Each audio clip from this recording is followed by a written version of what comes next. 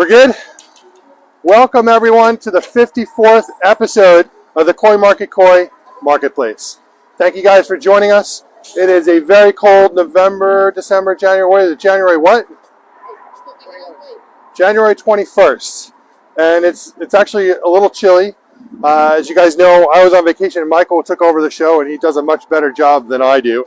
But you guys got me today. Michael is behind the camera. So I was in Jamaica for a week. It was a really nice, relaxing vacation for someone who doesn't really know how to relax. Had a great time, brought back a t-shirt that said, I went to Jamaica and all I brought back was this lousy COVID. And my wife actually came back with COVID, which really sucked. You know, kind of ruined the whole vibe of having a nice vacation. I haven't gotten it. You know, I had COVID about, I don't know, Michael would have like a month ago. I had it about a month ago, and it doesn't seem to have gotten me again. I guess the whole thing with the antibodies is works, I guess. I don't really know. But yeah, I am happy to be back. I'm happy to get things going at the store. Lots of things going on. Even though it's winter, we do have a whole bunch of stuff to go over and talk about. Got glasses, so you guys can see. You know, it's amazing how blind I actually was. So everything was blurry to me in the distance. And it's funny, like if I, look right now and I look at this truck here, like right now it's perfectly clear. But when I was looking if I look without my glasses, that 19 is very blurry. And I lived like that for the longest time. And I can't believe I went that way for so long. But wearing glasses, it really changed everything for me. Pretty cool. I ordered them before I went away and I got them. I just got them the other day, so I'm kind of getting used to the whole thing. But I got these transitional, you call them, Michael? Transitional glasses, so that they turn into sunglasses in outside, which is pretty cool. But as soon as you go indoors, it goes away. Except that, up close, everything is a bit blurry now, so I have to kind of take them off if I get really close. If I'm trying to read something on my phone, I definitely can't wear the glasses. So that's a little bit annoying. I didn't want to do the bifocals though. Maybe next time around I'll do that. I'll try it. So lots of stuff going on. I had a really nice time in Jamaica. We went to Sandals. It was a much needed vacation. It's just been a crazy year. And we went to Sandals in Ocho Rios. And it was really nice. We took Travis, my son, and his girlfriend. And it was a nice, I think we went for 8 days. And I don't think I would go back there though. There's only so much sun you can take. Like how many times you can go out on the kayak and it's funny that this place had 16 restaurants. And with 16 restaurants, there still was not enough of an option. When they sell you on the restaurants, they say, we have 16 restaurants. You're like, oh, this is amazing. But they don't tell you that the little hot dog stand is considered a restaurant. So you have like here's a couple of pizza places and here's like a Jamaica patty place. They consider that a restaurant. So those 16 restaurants kind of went, they probably went down to like, I don't know, 5 or 6. And me being me, I didn't bring pants. So that cut 2 restaurants out because they only allow, you have to wear pants to some of these restaurants. And, it's wintertime and I'm wearing shorts. Sean doesn't like to wear pants when he doesn't have to. And let's just say that my wife was extremely upset with me. And I don't know if you've noticed, but I'm a little bit of a large individual. How many people are on? 29. I'm a little bit of a large individual, so finding pants for me, it would have been easier for me to take a tablecloth and turn that into pants than to find a pair of pants that was going to fit me in Jamaica. So we didn't get to go to 2 of the restaurants. So that kind of sucked. Robin has now forgiven me, so it's all good. So if you can hear in the backgrounds, the guys are here. So one of the reasons this is taking so long to do this roof is that the guys that are working on this can only do it on the weekends. because they do have a regular job during the week. But these are the only guys anywhere around that had experience doing this roof like this. Michael, if you can take a look here.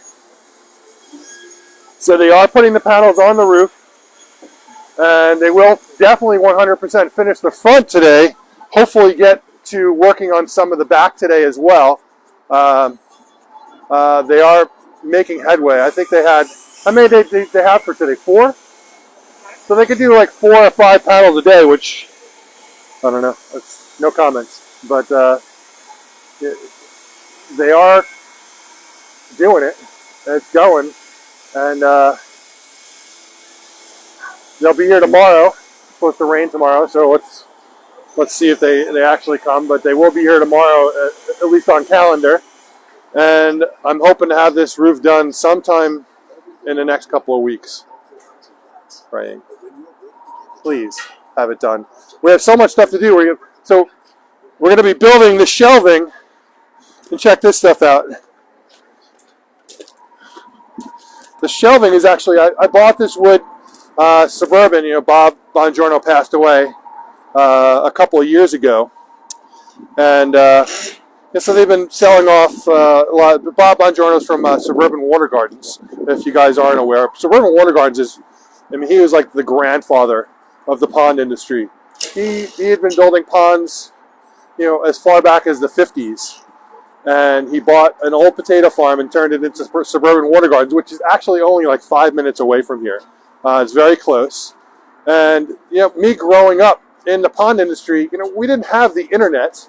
So I didn't know anything about it. I had no idea that Suburban even existed. So as I was getting into this, I started collecting koi. I built my pond in my parents' house. We didn't know about it then, but when I built my pond in my backyard, it's probably 20-something years ago, and I discovered it then.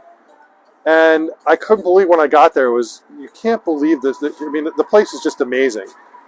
This massive 6-acre property, water gardens all over the place, greenhouses filled with koi, and I just couldn't believe that this place existed. And Bob had built ponds all over Long Island. We actually have taken over a lot of those customers as maintenance customers, and we've done a lot of pond redos and whatnot. But he had done hundreds and hundreds of ponds on Long Island. He had passed away a couple of years ago, and you know, everything that he had on the property was for sale. And you know, the granite that we sell, the Japanese granite, you can see these statues. All the statues that we've been selling for the last 2 years, I still have a few left. We bought from there. All the wood, all this wood, I bought all this wood from Suburban, and we made, you know, the structure for the bonsai, and all this wood that you see here. I mean, this is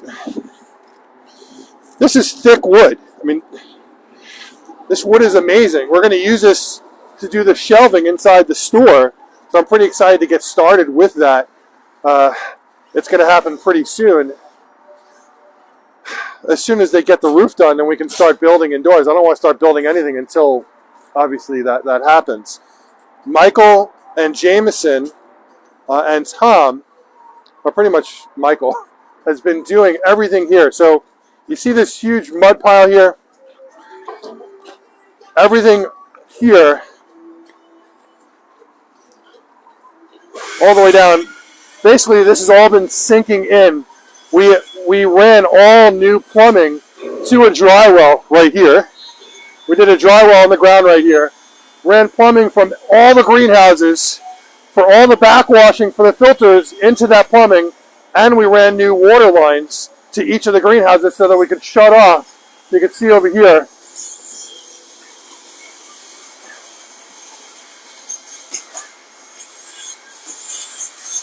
These are shut-offs. These actually get pushed out into the ground. But those are shut-offs where we can turn water on and off to every single greenhouse. Sorry if it's too loud, I'll move over here.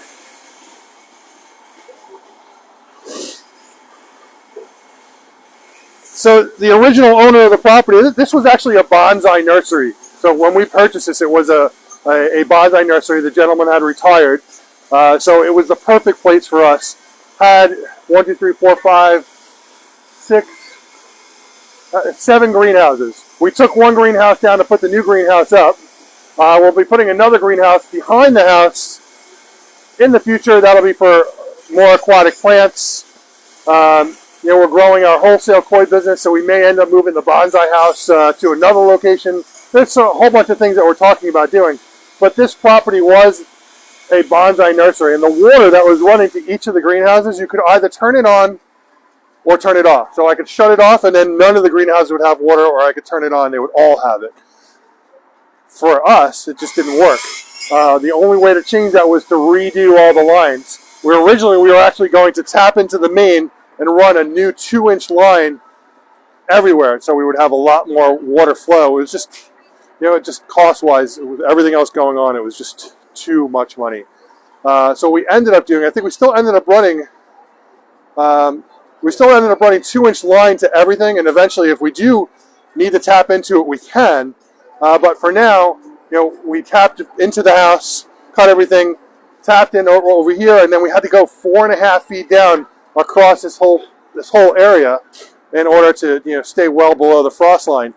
And everything, so it's all done now. The problem that occurred though is that everything was just mud. So no matter what you did when you went through here, it was just mud, mud, mud. So what we did, Michael actually took the machine while I was away and scraped this whole thing down, and then got RCA, recycled crushed aggregate, and laid it out across this whole thing, properly graded it so that water would go into a direction, and we're still working on this area over here. But the good thing is that it's almost done, and by next week, hopefully we're going to have gravel coming in here, and then all this mud will go away. We have lots of plans for what's going to happen here. I mean, obviously the most important thing right now is, well, 2 things. One is getting the second koi house done, which I'll show you guys in a second. You know, you've seen it before. If you haven't, if you're new to the show, welcome to the show. This is what we kind of do when we start the show. How many people are on? 34. 34 people. Welcome, guys. Welcome, everyone, for joining the show. If you're new to the show, thank you for coming. If you are new to the show, please say hello. Hey, I'm new to the show. You know, we love to know if this is your first time here. We want to welcome you guys. So we're here on our new property. This is a 1-acre property, 539 Deer Park Avenue, Dix Hills, New York. We're in freezing, it's not freezing cold weather, but the temperature now is, what is it, 38 degrees. Yeah, you know, it's not super cold. It's actually been a fairly warm winter. We had, what, like 2 weeks of super cold weather, but for the most part, the winter has been kind of like this, so it hasn't been too bad. As I said before, if you're just joining, the guys are just finishing the store. Michael, if you want to pan, say one more time. So we still have to do the roof, and we still have to finish all the windows. I think we have 20 windows left to do, something like that. I know we have 20 panels left to do. I don't remember how many windows still have to be done. But the nice thing about doing the windows like this is that if something happens to a window, we can actually just pop the window out and replace it with another plastic window. It is polycarbonate. It is, a, you know, for all intents and purposes, it is a greenhouse. So we're getting that building done. We're working on this building here.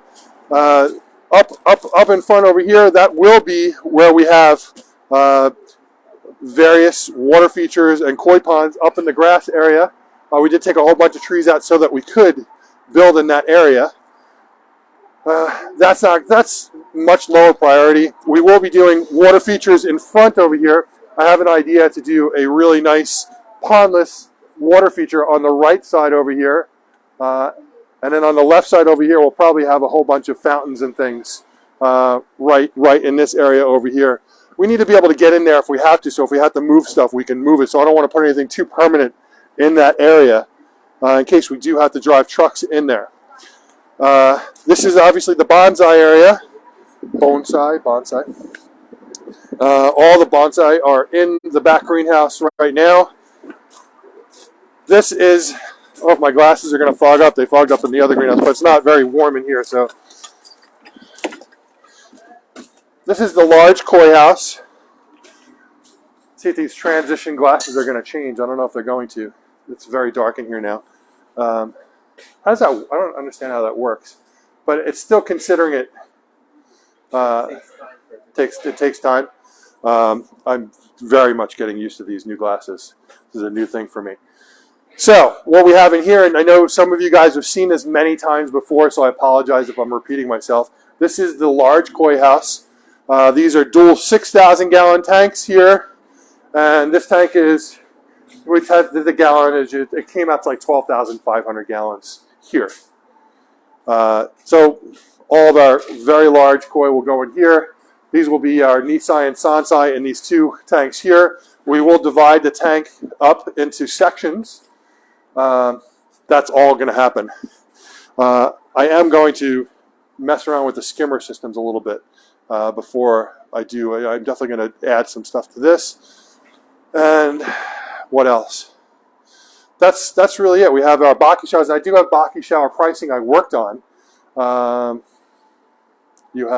It's on your phone. You could actually check it. So this is our 60-inch Baki shower. So these are custom made for us overseas. I only had two 60-inch, and it looks like these are going to a customer already. They've already asked for first dibs on them. This is 3-tier. That's actually a 4-tier system. Right now it's 3-tier because I couldn't fit 4-tier on here because of the greenhouse here.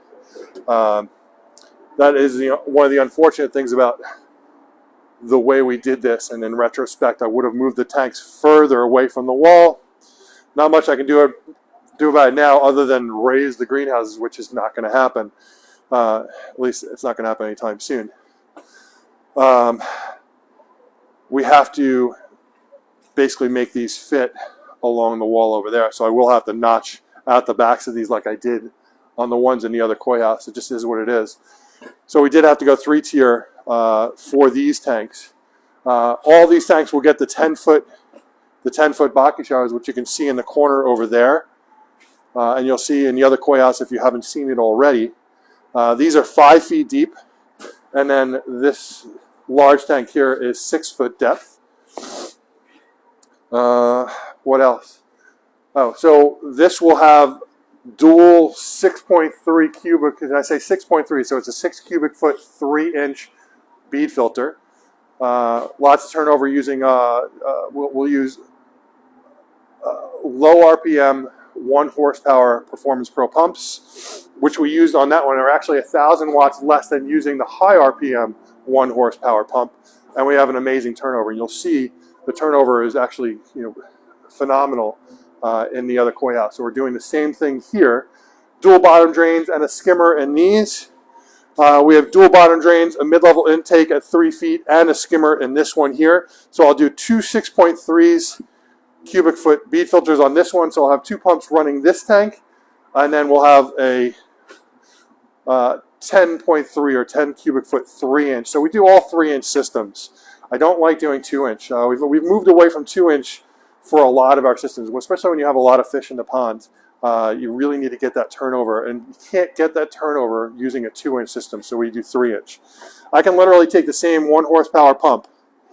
We've talked about this. I can literally take the same 1 horsepower pump and go from 4,000 to 8,000 gallons an hour just by switching from 2-inch to 3-inch. So it's pretty amazing how much additional flow you get. We do have pretty good pricing on our Baki showers compared to other companies. And you can see, since those I think are already sold, do we have another one here? This is the 38-inch system and the 28-inch system. So you can see. So I custom made these just knowing, having worked with Baki showers for a while, getting good coverage is super, super important. So we have union going in. And you can see I did a T. Instead of just doing 1 bar and having a bunch of holes in the pipe, we did it differently. I did a T and I separated them so that 1, I can not cut down any flow at all, and 2, I can get better coverage of the water spraying out of the spray bars onto the media. So really important. So these are 4-tier systems, not 3-tier, even though that's showing it's because they're only sitting at 3-tier right now. If you guys are interested in these, let me know. I do have to get more media. I'm out of media. I literally have no media for what I need to do in here right now, so I have to get media for that as well. So yeah, I do need to get more media, so I have to get updated pricing for 2023. But I just did the pricing. You have your phone with you? Yeah, but I don't have that. Didn't I share it with you? No, I guess I. It is? Yeah. All right. It's on my phone, which is being used for the show. So if you guys are interested in Baki showers, send me a text, 516-547-0164. Go ahead. Someone named Dorsey Levy said Lava Rock. Ooh, I don't use Lava Rock. So guys, Lava Rock, although the idea was sound, oh hey, it's got lots of nooks and crannies on it. The problem with Lava Rock is those nooks and crannies get closed up really quickly, and then you lose that surface area. So the name of the game when it comes to beneficial bacteria is your nitrosomonas and nitrobacter bacteria is surface area. The more surface area, the more beneficial bacteria you can have. The more beneficial bacteria you can have, the more they can handle the waste that's created by the fish. So, good. So, super important. I mean, we handle hundreds of customers. We have a maintenance crew that goes out every single day. I have 3 trucks that go out every day. We handle hundreds of clients for weekly and biweekly maintenance, and there's not one of them, if they had Lava Rock, that still has Lava Rock. We literally throw it in the garbage. It's a waste. It's not a media that I would use long term. If that's the only media you have, it's the only option you have, then it is what it is. It is still a surface area. But we use it, and I'll have any in here. So we use a rod media. It's got a hole down the center, and it's all perforated through. I'm sorry. It's porous, and Lava Rock is not porous. So the water will actually go through it. I mean, there's little holes that will make its way through the whole thing. So water will go through it. You need to make sure that, and this is for very important when you're dealing with a Baki shower, is that you're sending clean water to the system. You have a question? Follow up from the same person? Yes. What if it goes through a Zaki seed, then the Lava Rock? Okay, so it will still be a problem over time. A Zaki sieve is great because it's going, and this is what I was just getting at before with Baki showers in general, is you have to send clean water to a Baki shower. You do not, it is not meant for mechanical filtration, it's meant for biological filtration. Okay, mechanical filtration is done by your skimmers, can be done by your bead filter, can be done with filter pads.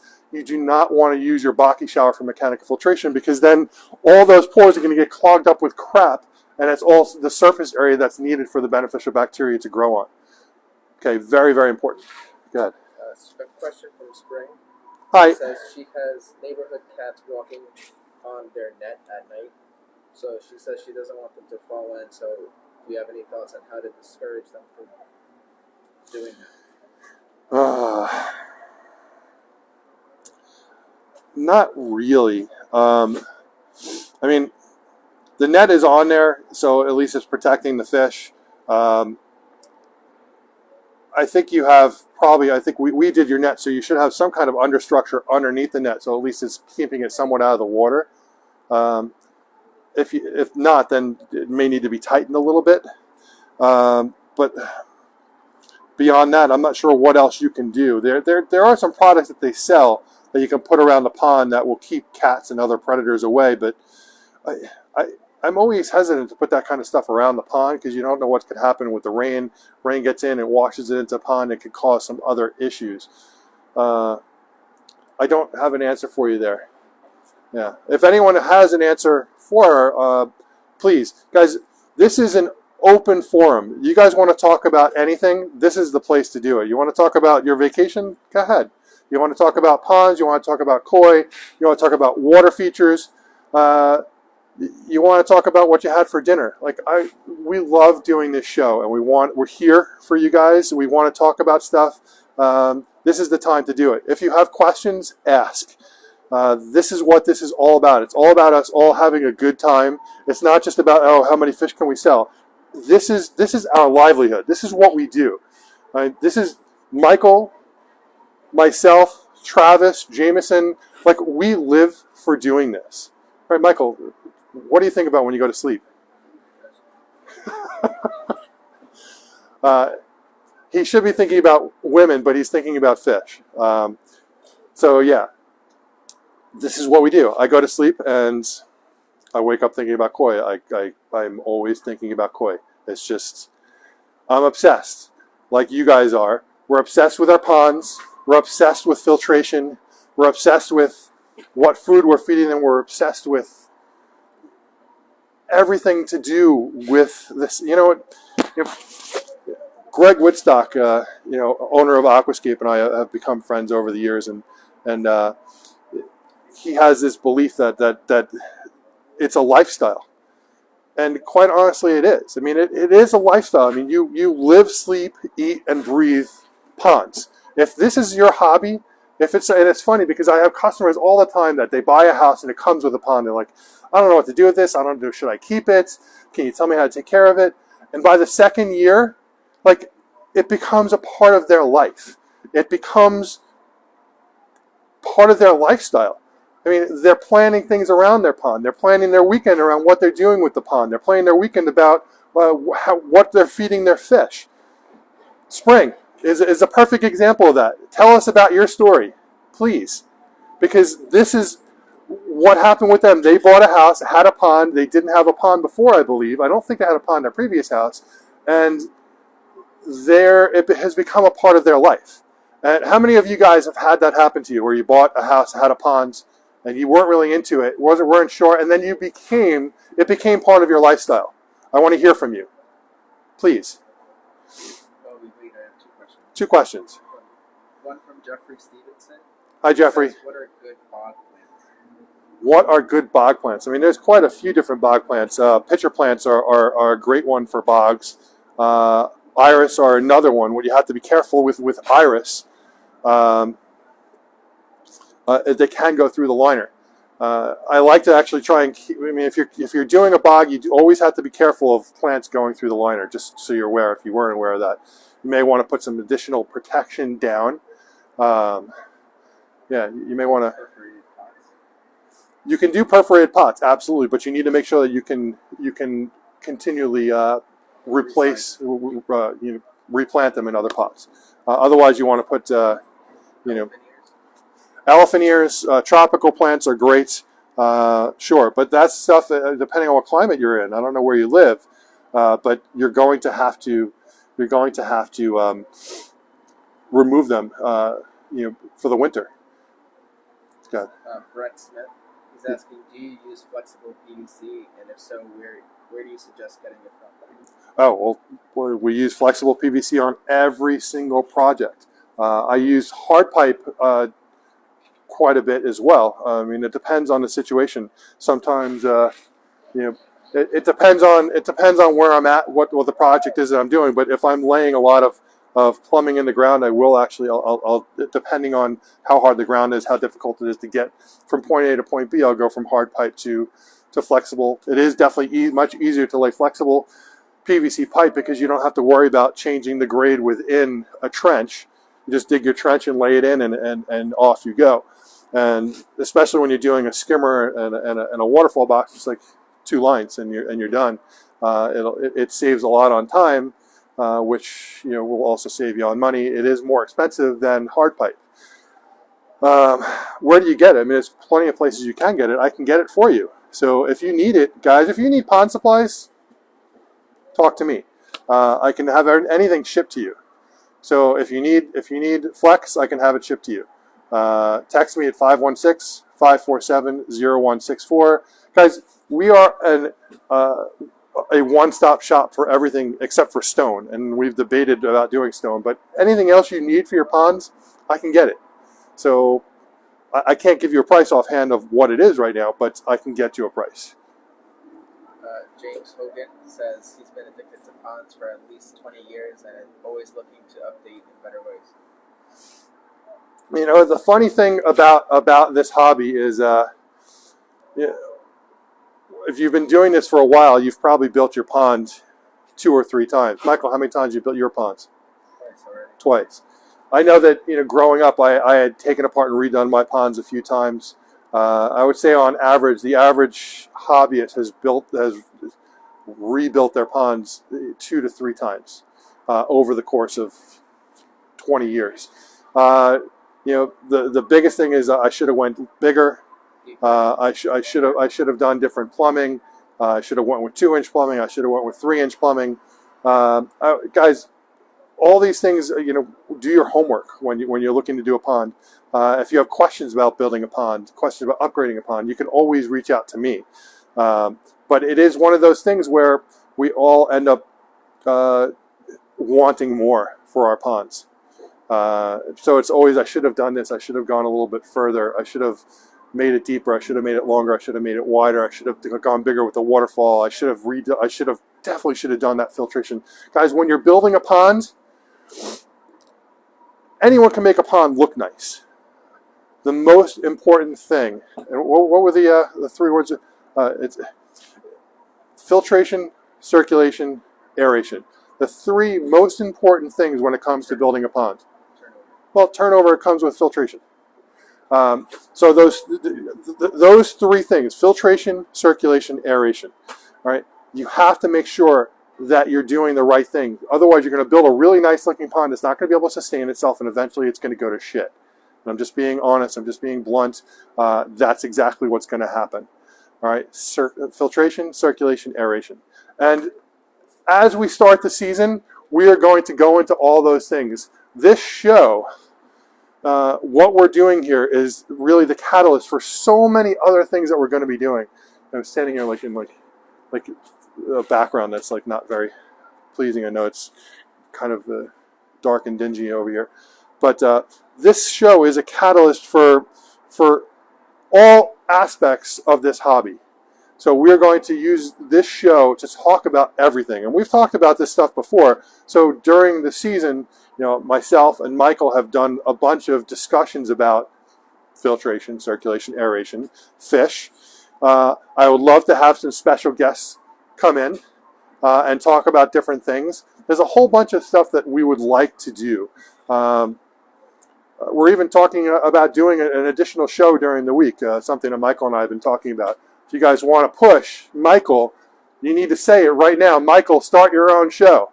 Michael, start your own show. I want him to do a show during the week in the evenings. He just needs to pick a day. But I would love for him to host his own show so that we can continue to grow this. What else? That's really it. I mean, this greenhouse is getting done. Oh, it's kind of funny that, I say kind of funny, it kind of sucks. So unfortunately, we didn't get the gill snip. So guys, very, very, very important part of all of this is quarantining your fish. So when fish come in, we quarantine a minimum of 30 days. We go through an entire course of treating the fish. I mean, this is something we do a lot. So quarantining and how we do our quarantining is very important. And we're actually going to release this to you guys very soon, how we do our quarantining, so you guys can do the same thing for your fish. We're going to give you a list of products that you should be using during your quarantine. And it's very important. But the last part of that is what is KHV testing. KHV, koi herpes virus. An absolutely deadly 98% kill rate virus. Thank God it's something like we've never gotten it. And it's actually, it seems to have died down a bit. I haven't heard any rumors of anyone in Japan having this for a couple of years. That being said, it's super important that you test for KHV with every single shipment. Guys, whether you're buying fish from me, there's plenty of guys out there that sell fish. Okay? Whether you're buying from me or from someone else. 1, are they quarantining? Ask them, what are your quarantine processes? And 2, are they KHV testing? If they aren't, well, show them. Well, at the end of, when we get our results, I will hold the sheet up for you so you guys can see it. I will send it to you so you can see the test results. Every single shipment we've done, we have those test results. Whoever you're buying fish from, they need to quarantine for a minimum of 30 days, and during those 30 days, you need to find out what their process is, and they have to KHV test. They have to KHV test with a reputable company. Okay, and if they're not, don't buy fish from them. Okay, there's plenty of other guys that do. All right, so it's really important. All right, so we did our gill snips for our PCR testing, and unfortunately, we didn't get them there in time. They had other projects going on, so they had to push it back. And so the fish, the new fish, and we'll come on over here. Can I, if I can get out of here, I don't know. You did, okay. So the new fish that we were hoping to be able to bowl today we can't bowl until Wednesday when we're getting our test results. So unfortunately, I think my glasses are going to fog up for a second. Does this eventually go away, or do I have to? You put it in front of the heater, it goes away. Okay. I'm going to go put it in front of the heater. Assuming the heater is on. It is.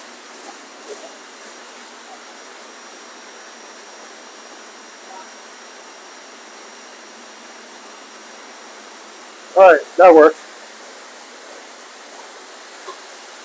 Cool. Okay, so unfortunately, we're still, we follow protocol. So I don't care who you are, and I see a lot of these guys, and I'm not naming any names. I see a lot of koi dealers will literally sell you the fish. I just got a shipment. Oh, I want that fish. Sell it to me. They'll sell it right out of the box and let it leave. We do not do that. When our fish go into these tanks, we do not touch them. Okay, they go into the tanks. The only thing we do is test water parameters and apply medications and treatments.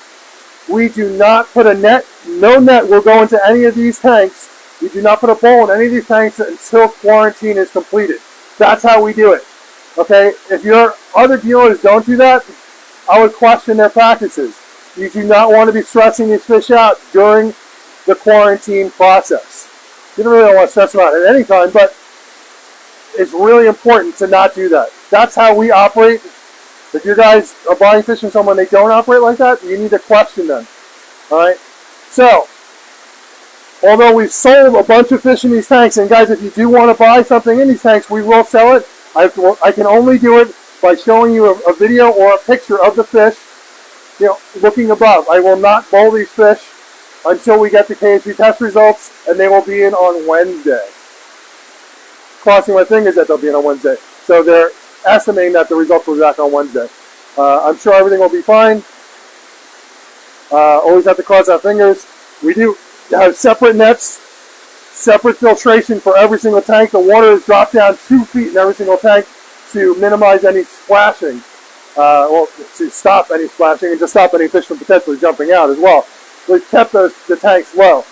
Usually when you put fish into a new tank, for the first couple of days, they will jump. Fish will jump anytime they're in a new environment. They will tend to jump. You always have to be careful when bringing fish home, putting them in your ponds. You can come outside and they're laying on the ground. It's not that I don't know why they do it, but they do, unfortunately. So what we're going to do before we start showing you the fishing here again, does anyone have any questions? Again, this is a really important part of our show is that you guys are part of it. We want you to ask questions. We want you to be part of it. I think Michael did how long was your show last week? Michael did a 5-hour show last week, and I think we ended up with more people at the end of the show than he did at the middle of the show. So everyone stayed glued to the live stream for 5 hours. He did an amazing job. He was with Gabe, his brother, and I was really proud of him. Did a great job. So again, thank you, Michael. So Michael is wearing a mask, by the way. You can't see him wearing a mask. I'm not showing him today because he decided he wanted to wear a mask because even though I took 2 COVID tests that were negative, well, I don't want to take any chances. So we're just being careful. Any questions? No? How many people are on?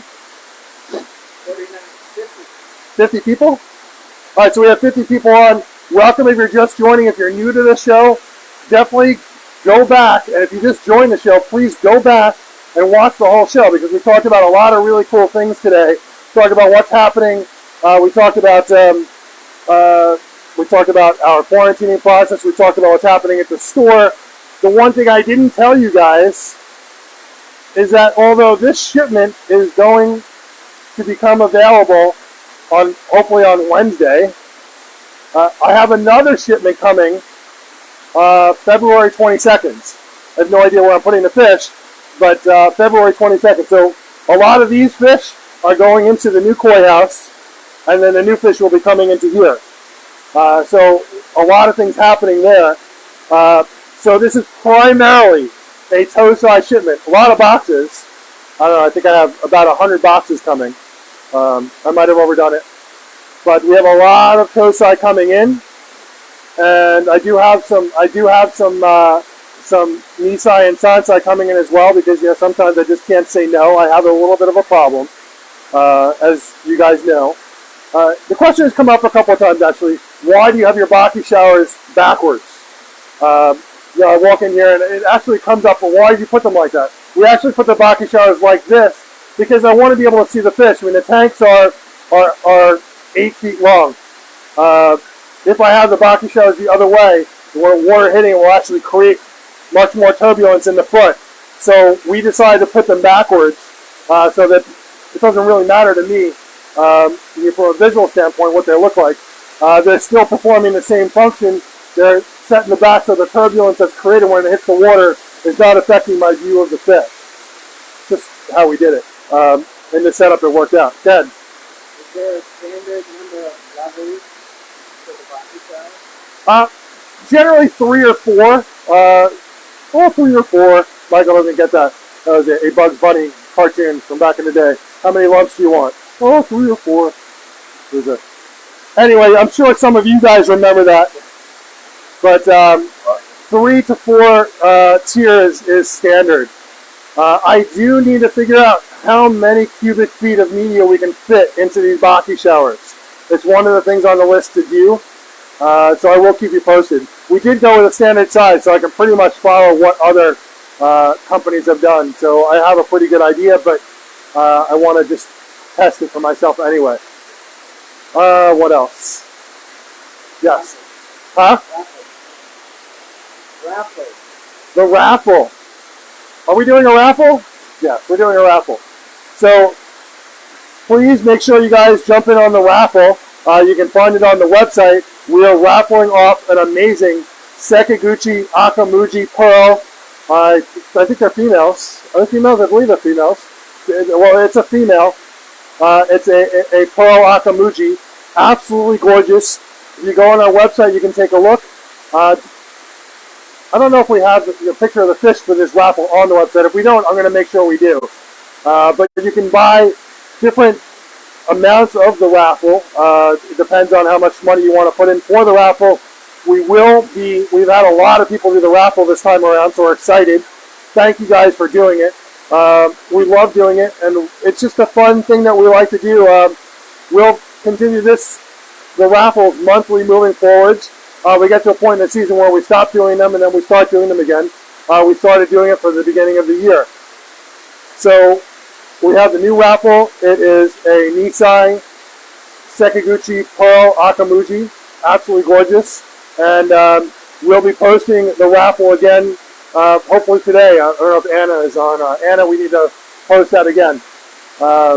So any questions about the raffle, please feel free to ask.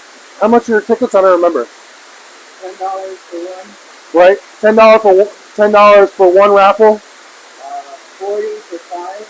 $40 for 5 raffles. $70 for 10. How much? $70 for 10. Oh, it's 70 for 10? $70 for 10? And then $100 for 20. $100 for 20 raffles. Okay. I don't remember the 70 for 10. Either 70 or 80. I don't remember that. But, okay.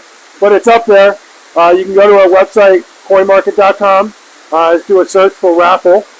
And, please do it. The more people that do this, the more we can continue to do the raffles.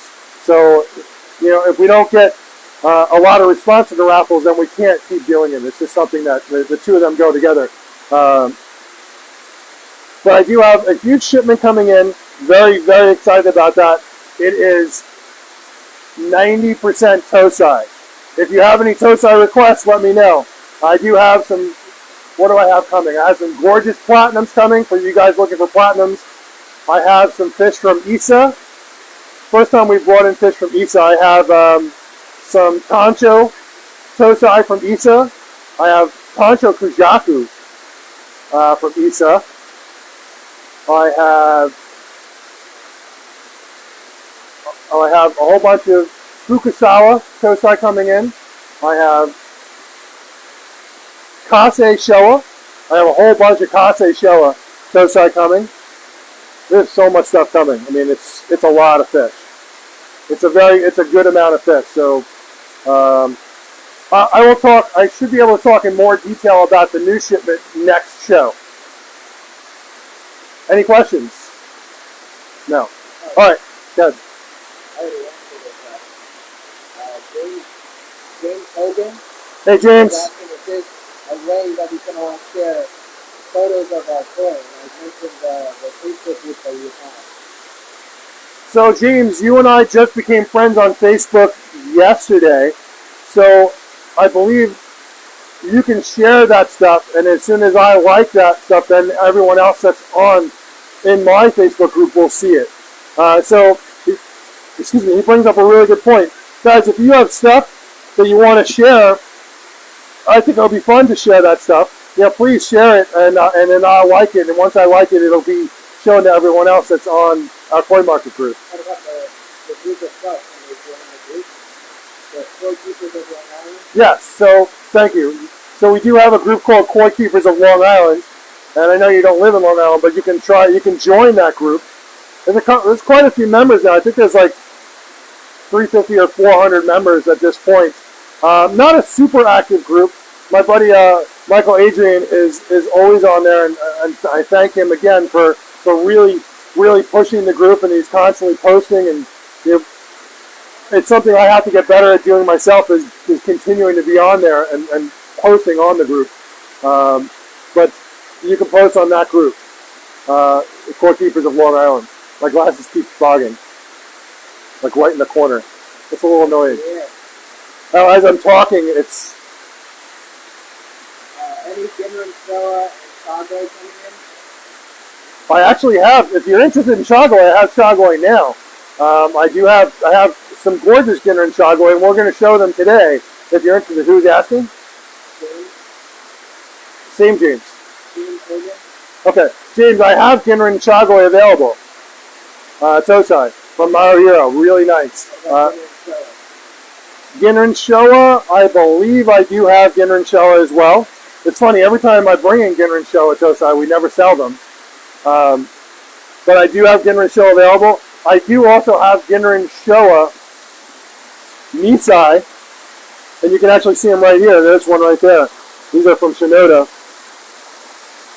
These guys are selling for $500 each, but there are Ginra and Showa in here. Michael is actually going to go through each of the tanks and show you guys everything. You want to start from the beginning?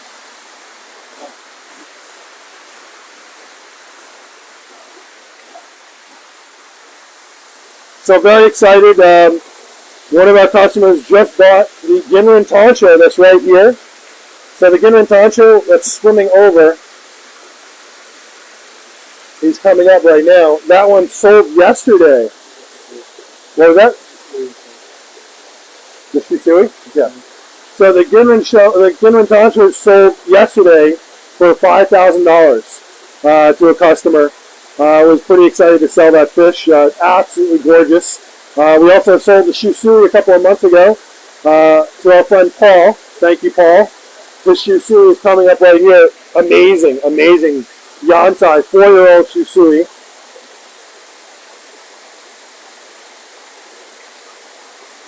There's Akamatsuba in here. We have Kiyutsuri in here, Ginra and Kiyutsuri, Chagoi, Ochiba. Here's a very rare Tancho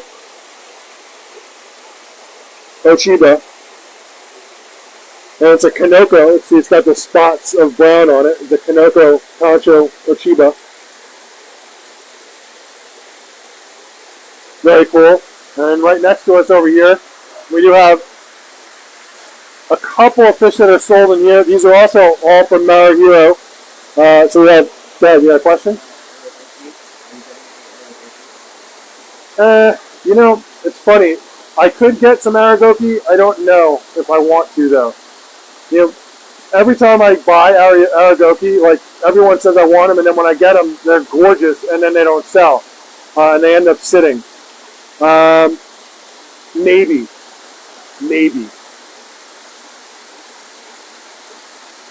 There is a chance I could buy some. We'll see. Let me get back to you on that.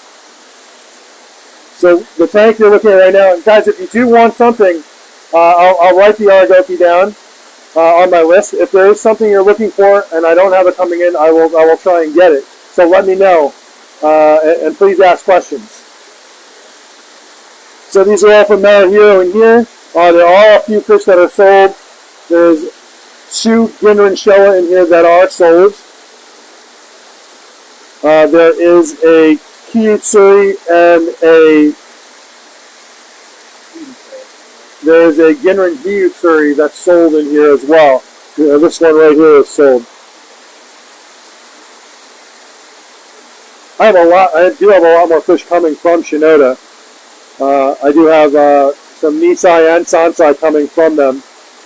Some really nice fish. So we have Ginrin Ochiba in here, Kiyutsuri, Ginrin Kiyutsuri, Showa, Ginrin Showa. Actually, have a couple of Ginrin Tancho in here, Tancho Showa in here. Nice tank of fish. I do have some regular Showa in here as well from Mara Hero. If there's anything you see in here, guys, take a screenshot and send it to me, and we'll let you know. The fish that are in this tank, I mean, they range from, I believe, $800 to $1,100. Now, all these fish will be separated into different sections when they move into the other greenhouse. So these are the Shinoda that we were just showing before.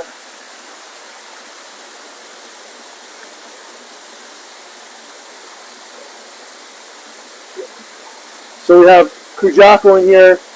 We have Deutsch Showa, Ginrin Showa, Deutsch Kohaku, Deutsch Sanke in this tank. Some really, really nice fish in here.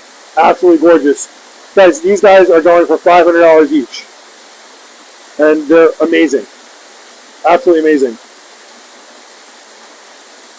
Sorry, the water is a little brown. It's just from finishing off some whatever medication was in the water.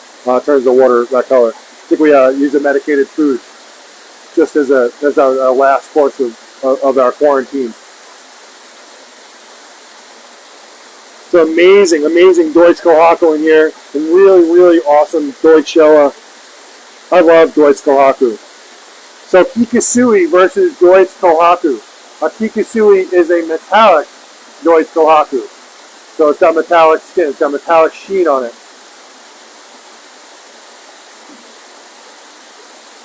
That question comes up every once in a while.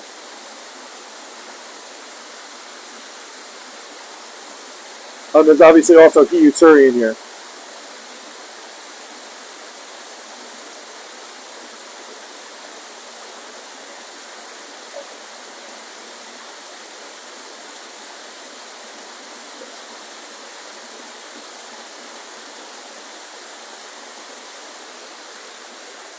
Any questions, guys? Please ask away.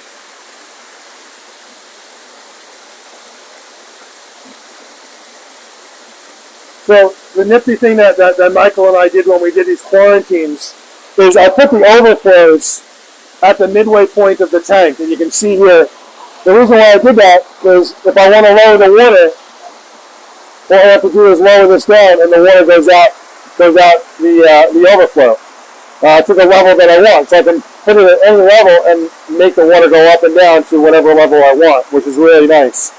So, yeah. Really nice way of doing the overflows is like that. How many people are on? 51. All right, so we have 51 people on. Welcome to the show if you're just joining us. We will go over all the protocols for purchasing fish when we go over to the other greenhouse. For now, we're just going through the current shipment. We're going to be having this conversation again soon. On the 22nd, we're going to be doing another unboxing video. Holy cow. We just did one. We're doing another one. But all these fish in here will be moving to the new greenhouse next week, which gives a huge opportunity to everyone to buy some of our fish in our clearance sale. That's actually ending. It was actually ended yesterday, but I'll continue it for the show.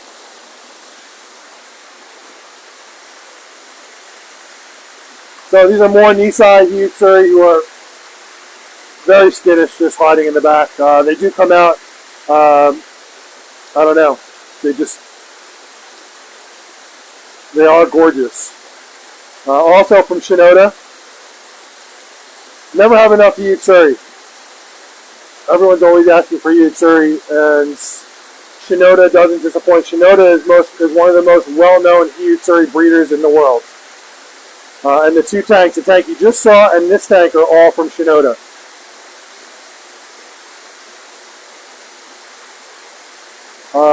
I have a couple of females in here that are going for $1,500.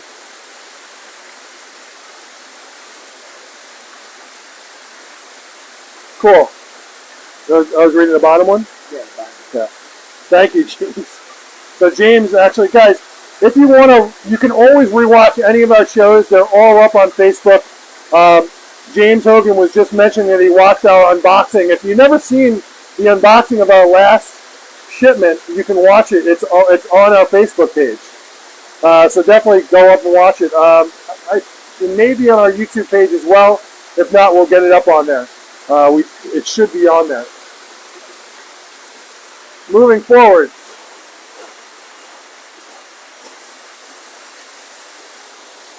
So, one of the fish you see in here are the Sekiguchi Akamuji pearls. And as I said, the one is, I believe they're all female. I have to take a look and check. I believe they're all females. We also have some gorgeous Tansha Goshiki in here, a few Ginrin Tansha Goshiki in here. I have Deutsch Showa in here. We have Ochiba in here. And the little guys you see are actually Showa. It was the only Tosai box that I had purchased on this shipment. And those guys are actually from Sekiguchi. They will be very, very nicely priced. There's one show in here with a lot of white on it that we keep getting questions about. There he is. He's got a poncho spot on his head and he's got black stripe. There he is right there. Everyone keeps asking about that little guy. He actually has Sunni black coming up in the middle of his body as well. Well, this three-step. There's a couple of three-step Ochiba in here.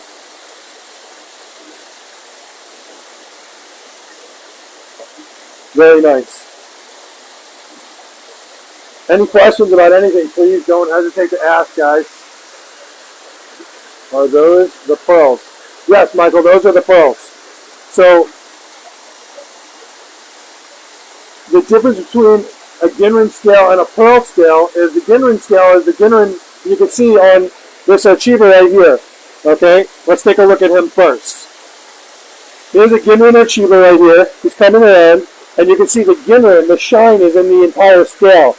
On the pearl scale, and the pearls only come from Sekiguchi. Okay, they only come from Sekiguchi. On the pearl scale, the Ginrin is only in the center of the scale. So you can see each individual, which is, it's really unique. There's no other fish like that in the koi world. It's really unique to see the pearl scale. And he does pearls in a bunch of different types. Gosanke. So I've seen pearl, I believe I've seen pearl. So I know I've seen pearl sanke. What was that? Pearl kohaku. I'm not sure what else he does as a pearl, but he is the only pearl breeder. He is the originator of the pearl. I'm sure.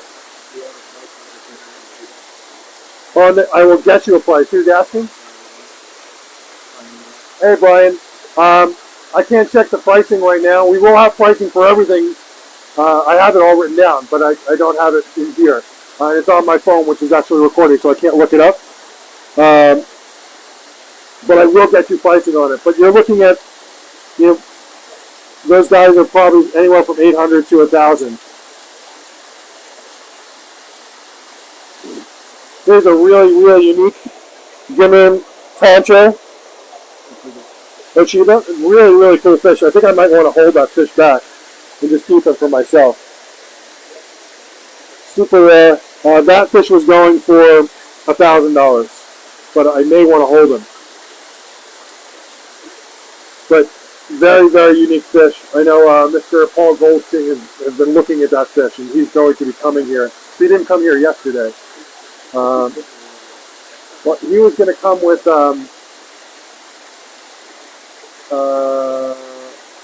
Mark. Did Mark come here yesterday? Yeah. I know that he's interested in that fish, so I got to be careful. I don't want to, but I may just keep it for myself. I just love it. Not that I love all these fish. It's a bit of a problem, you know.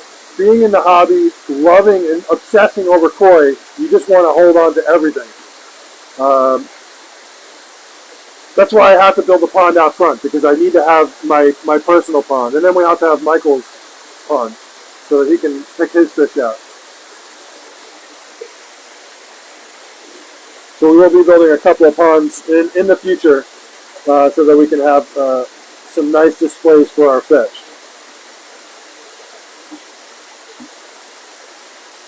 The Deutsch Showa that are in here, I believe in the 1,000 to 1,100 range. I have to, again, I can't be 100% certain, but I will get back to you on that too. Really cool. Again, any questions, guys, don't hesitate to ask.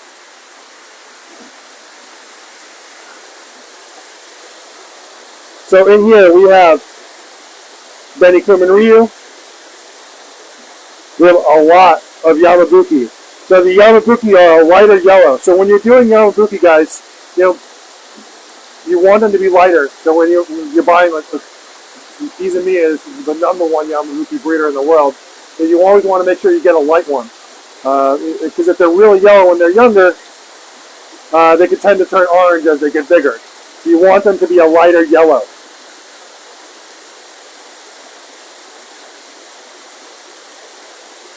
Some gorgeous Caraco here from Maragide. I have some Tancho in here from Tanaka. And then we have some awesome, very, very rare Kirin from Wada. Wada is the originator of the Kirin koi, and there's one right there on the bottom there. He's coming up right over there in the corner. It's a bit turbulent in the water here, so it's kind of hard to see.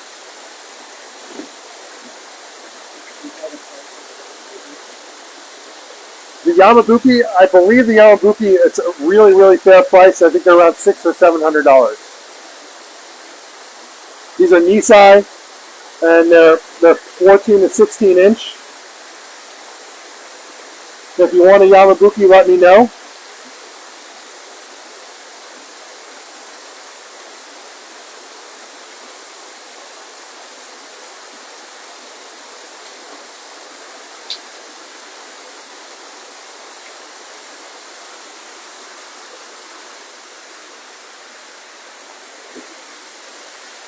So the next up is the coolest fish that you're not going to see. So these are the platinums, the Ginrin platinums, knee size, that are absolutely gorgeous. I can't wait to ball these for you guys. These are not going to last very long. These are going to go quick. As a Christmas gift, I gave Michael the choice of any fish in the greenhouse. It didn't matter what it was, and he actually chose a platinum for his Christmas gift. Could have had any fish, and this is the fish that he chose. They are that cool. They're absolutely gorgeous. I mean, the whitest white you will ever see. Really cool. I know you can't see them here, but they are awesome. So in here, these are from Ugenji. These are really good size. So these are 17 to 20 inch. We have a couple of different things in here. I have gorgeous female, these are female Asagi. I have Asagi at 1400, 1300 or 14. So I think 13 or $1,400, and then I have one group that's $1,500. The super high quality Asagi. I have gorgeous Shiro Utsuri in here, also from Ugenji. They are $1,500. 2 of them are sold. We have some really cool Deutsch Benigoi in here from Ugenji, and one's coming up right in front here. You can see them right under the camera there. Those guys are, I think they're 800. I have to check. I know a couple of those are sold, and then the rest of the fish in here, really cool. We have Benikika Kiryu in here. We have Pikasui in here. Ginrin Kohaku, Shusui, and a few other types in here. Those guys are going between $750 and $1,000. Really fairly priced for what you're getting in this tank. Some very big, really nice fish.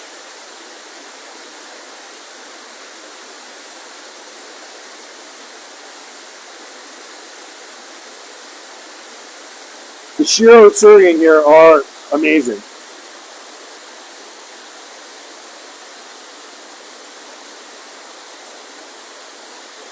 Hey guys. We have Kohaku in here. There's a Shusui coming up. Everyone likes Shusui. The Asagi, if you don't know this already, I've said this a million times, but the Asagi is actually the original koi. So when I say by the original, when the Japanese rice farmers were in the rice paddies, they had standard carp in the rice paddies. They were just carp. And there was a mutation of one of these carp, and it looked somewhat like what you see here, an Asagi. All right, so it was a mutation of the original carp, and then they took that fish and they bred it out to get to where they are today, which is our standard looking Asagi. We have the red he on the cheeks, the reticulated scale. You know, where you want, with an Asagi, you want to see each individual scale, and you can see on all these, you can see the reticulation in the scales. You want to see each scale individually. And interesting enough, you know, with the Shusui, if you notice Shusui, you know, looks kind of like, I mean, it's a Deutsch version. Back in the day, the German government gave the Japanese government a gift, which was a Deutsch. Deutsch actually means German. So it's German scaled, it's a German scaled carp. And they gave this gift to the Japanese government of these German scaled carp, Deutsch, and the Japanese government then gave these koi out to various koi farms in Japan. They bred them with the Asagi, and they got the Shusui. And that's how the Shusui was formed. Really interesting piece of history there. There's a Shusui coming up right now. There he is. Very nice Shusui, by the way.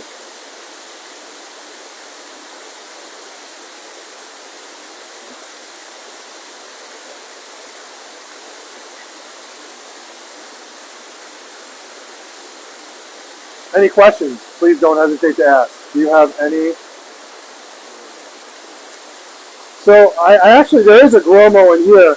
I am getting, on my list is Budo Goromo and Goromo. I do have some Izumiya Goromo coming. I know I have 2 boxes of Izumiya Goromo Tosai coming. But here's a Goromo right here, actually. There he is. Oh, he's running back there. But Budo Goromo, and I do have a couple of Tosai. I think we had 5 that came in with Suzuki. We're going to go to this tag next. Let me grab some food.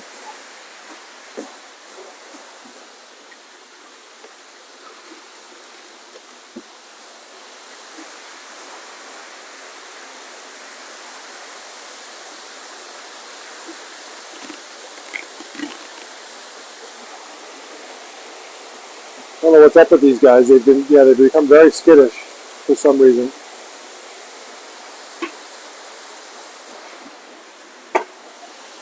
The Suzuki are amazing, and we have sold probably about 24 of these fish already. I'm trying to remember how many are here. There's a couple hundred in here. We do have some Gromo in here. I think we have a few Ginrimber Bruto Gromo. I know we sold 2 of those already. Next week, everything that's sold will be moved out of here so that we can just show the stuff that is available. And here they come. These fish are amazing. Stacy. No. So, Stacy, you want to know if you should be feeding your fish. You definitely should not be feeding your fish. Guys, I know that it's hard. Your fish are coming up looking for food. You want to feed them. But just remember, your beneficial bacteria have gone dormant. Okay, that's the bacteria that's removing your ammonia and nitrite. So they've either gone dormant or they died off at this point. So if you feed your fish, they're going to create waste that cannot be processed. So if your fish want to eat, let them eat the algae. Or here's a Ginrin Bruto right there.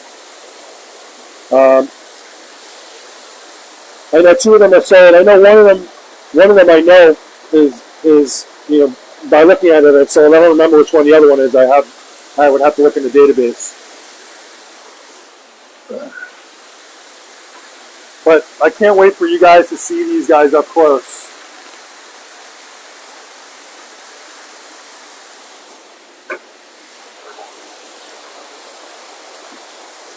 Any other questions? Okay.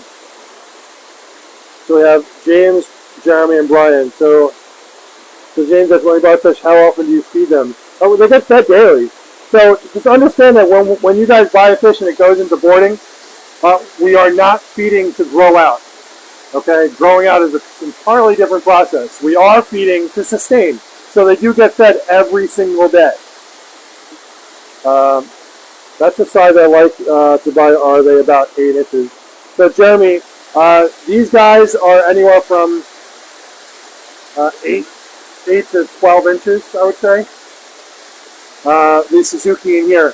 The fish in here are not cheap. So these are from Suzuki, who is now retired. So we were able to purchase the last fish from Suzuki. I mean, these fish are amazing. And you can see these guys coming up. You're not going to see fish like this. These Deutsch showers are awesome. That red is that red. We also have Deutsch Suri in here. There's some Tancho shower in here. There's a whole bunch of gorgeous fish in here. But Mrs. Suzuki has retired. He's sold off all of his fish, leased out all of his greenhouses to another koi farm, and we were lucky enough to get what we got. And I bought everything that I could. So I was really lucky to get these. And these guys are, for the most part, $500 each. These guys are not cheap. We did sell a whole bunch of them. I kind of moved away from selling them until I can move the ones that are sold out. And the reason why is every time someone wants a fish, I have to look up in a database, a huge database, to find the fish that were sold. And it's just become a bit of a, at this point it's become a bit difficult looking them up. So it's only a couple of days away. So as soon as we get those test results back, we can move all the fish that have been sold out, and then we can put all the other fish up for sale. So the plan is that next Saturday for the show, we are going to be showing a lot of new fish. I have a new question here. They've never been this warm in January. I just pulled the pump. Also, what food do you recommend for grow out versus just daily maintenance? All right, so good question asking about grow out food. When you're doing a grow out food, I mean, you need to make sure that your water temperature is the right temperature. I mean, to grow out, you want to have your water in in the 70s. Number one, and number two, you'd want to be feeding a high protein food. So if you are going to do a grow out, something in your garage or something, guys, you need to step it up slowly. You can't just start throwing a whole bunch of food in there. You're going to end up killing your fish. They're going to end up getting sick. Your filter is not going to be handle the amount of waste that's created by the fish. They're going to be basically sitting in their own waste. So you have to season your filter over a period of time. It takes time, but you want to be feeding a high protein food. I would recommend Saki High Carry. If you need to take a step down as far as price, I would go with Blackwater Creek's Professional Blend Koi Food.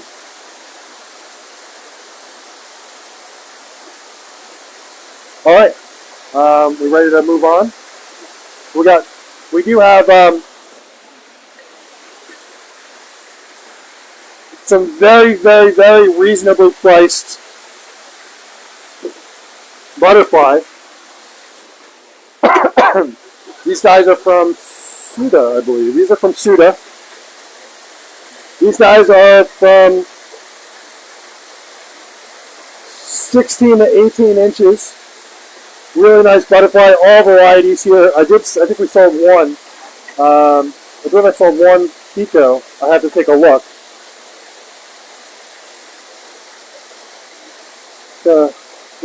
Michael Bestini may have bought one. Bestino? Yeah. I have to check. Yeah, it's all in the database. So we have Showa. These are all butterfly. Everything in here. So we have Kohaku butterfly, Showa, Kumanryu, Matsu Kawabaki, Kujaku. Did I say Benikiko? I may have. We had some Ochiba in here. I'm trying to remember the price on these. These guys are between, I think they're, I'm going to say between $650 and $800 for these guys. I don't remember offhand, but guys, soon in a couple of days I'll have pricing available for everything for you.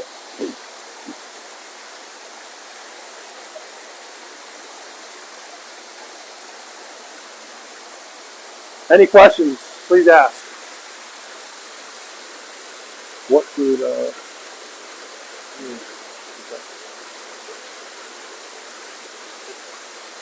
All right. If that's it, we're going to move on. I mean, it's 20 after 12. We're going to move on to the koi house. I'm guessing Amit's not there anymore, but he may be.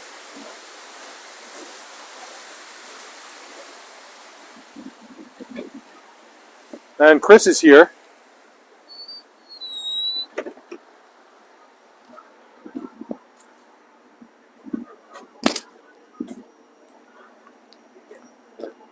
What?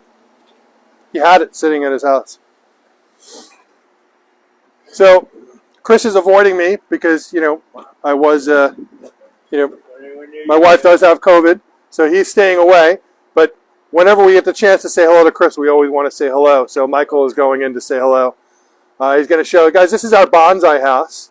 And right now everything is gone dormant for the season. And they stay dormant for around 90 days before, we start warming the greenhouse back up again. And then we start warming it up, and then the plants will start blooming, and everything is good in the world. Oh, thank you. Chris was saying, commenting on my glasses. So Michael's just taking a quick walk through here. This is, what we have available right now. We will have a lot more bonsai available in the spring, including tropicals. This is not tropicals. These are all hardies in here. Hardy, yep. Just loading in some of the pot inventory. Chris, you want to talk a little bit about... We're going to be carrying these more cost-effective turntables. There's some out there that are made really well like this that are in the $400 range. Ours are going to be under $300. I'm having them custom made for us. So if anyone needs a nice turntable. Chris is really good on a turntable. Can you give us a song? Give us a little scratch or something? A little scratch on the turntable. That's excellent. one of the exciting items that we'll be having. So if you do want to get into bonsai, we're pretty excited to bring you some classes. We are going to be Chris is going to be doing some classes, and he's going to bringing in special guests throughout the season to do classes as well. So we can't wait to do that. If you live local or you want to come out to our place, we'd love to have you. It's all going to be happening this season, so we are really excited about that. What else? That's. We got some Oh, go ahead, Chris. beautiful pots we just got in that I'm putting into inventory. These are some high-end Chinese, multiple, nice colors, nice array. Can you talk about the difference between some of the different pots, Chris? In a 2-second conversation, there's high quality, medium quality, low quality. I'm trying to carry a smattering of everything. For the bonsai beginners, if you need a nice looking pot that's cost effective, we're carrying some ceramics like this that came in from China, but they're very good pots. Actually, I'm sorry, these are Japanese, but these are a lower quality Japanese, so these are very good pots. How can you tell the difference? Is there something on there that shows it? And I know we're And what do you call it? chop mark. Can you show that to them? I gotta get a pot. You wouldn't be able to see it on the camera. No. Very faint imprints. So they have a mark on it, and you call it you're saying a chop? Chop. CHOP. They call it a. guys out there know what I'm talking about. But we do have some higher end chop marks. I'm going to carry some American Potter ceramics because I have a huge collection of pots that I'll never use. So we're going to start bringing those into the shop. Hopefully my loss is your gain. I've been collecting them over the years and I just can't keep up with too many. So we're gonna get rid of a bunch. We're bringing in some new material. Next week I'm going to be styling some pines that we have, some pre-bonsai. John we'll post some pictures of that stuff, getting ready for the spring. I'm just excited that everything starts to wake up from dormancy so we can have some lush green stuff and some fun stuff to show everybody. Is that worthy of some time on camera doing I think so. some styling? I'm stocking up on some stuff. So I'll show you how to put it out yet for sale. 1 second here. I'm just moving the microphone closer to Chris here. I'm staying out of here. Well, we're going to be carrying, some custom potting chopsticks that I have made, some root rakes. I will be having different grades of drainage screen. We have the standard, then we have larger drainage screen mesh for those who want better drainage. We'll be carrying fertilizers. We have small bags of BioGold for those who don't want the big giant bags. We'll also be carrying the big bags. Some inexpensive bonsai shears we'll have for the novice, and I'll also have some higher end tools. I'm slowly stocking up now, getting ready for the season. So we'll have humidity trays of different sizes, oil for your tools, camellia oil for your tools. This is the best stuff to use to keep your tools from rusting. Larger chopsticks that I have, prepackaged, so you don't have to buy a giant pack of them. You can buy one or two. And we're going to show you guys how to use all this stuff. I'm trying to think if I got anything else to show you guys.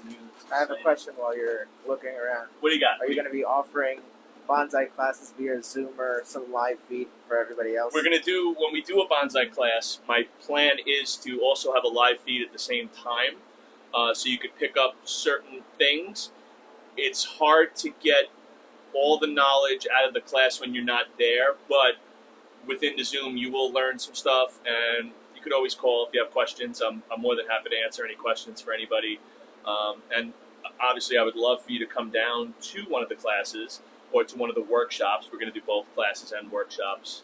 Classes are more teaching, workshop is more people bring stuff in and kind of work with other artists to bring it to the next level. Is there like a belt you can get, like a karate? There's no belts. I think we need to create. Stop making fun of my passion. There's no belts involved in bonsai. No, it's not like that. But yeah, I'm looking forward to it. I really want to. I'm going to have a whole bunch of soils for people.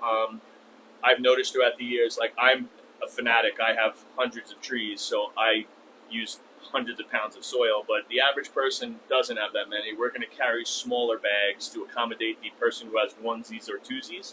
So you don't have to spend $100 on a bag of soil. You can get a bag of soil for $14, $15 is what I'm looking to do. I'll have my own custom blends available. I'll have pre-blended stuff. I want to try to fill a niche here.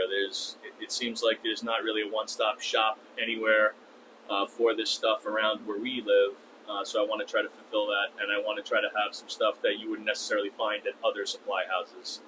Like I said, so I'm having some custom little tools made, custom turntables and things like that I think really helps the art and will bring people into us or to the website. Sean, also, I don't know if you mentioned, we're working on a new exciting logo for Long Island Bonsai Supply. It's coming out really cool. It's not available yet for public consumption, but we will be selling shirts. I think it's a pretty cool shirt. When you'll all see it, we'll reveal the new logo, but it's exciting. It kind of goes hand in hand with Sean's logo for Koi Market. Two great hobbies together. They kind of are synonymous with each other. Like, Koi, it's Japanese art, and so is bonsai. So retired from doing it. We were able to bring it back in. oh yeah, the designer was one of Sean's old buddies that retired and now did this for us. So I'm very excited to show everyone that. And I'm very excited to show you guys trees when they're out of dormancy.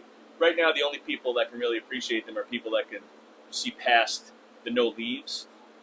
Takes a little while to do that. Some of you might not be able to see past that. But when the canopies are full and trees are flowering, we're going to have some stuff flowering soon. I see there's some umes in the corner. I have some red and whites that are going to flower soon. I have some quinces that'll start to flower. So we'll show that on camera too, just to get you people excited about stuff. You might have never seen some of these things before, so I think it's great to show you some of this stuff. Might get you into the art or the hobby. Maybe not. You might just admire it, and if that's fine too. Come on down to Coin Market, check us out, just to admire the plants. I'm fine with that. I love talking about this stuff. So I look forward to meeting a bunch of you and working with you. Cool. Thank you, Chris. You are welcome. All right, so guys, we are back, and it's interesting. Just like the obsession with Koi, and Chris and I did Koi together. Koi is actually how Chris and I Still met. do Koi together. Chris still does Koi, but his obsession, and quite honestly, Chris has a lot of obsessions. He's a bit of an obsessive compulsive.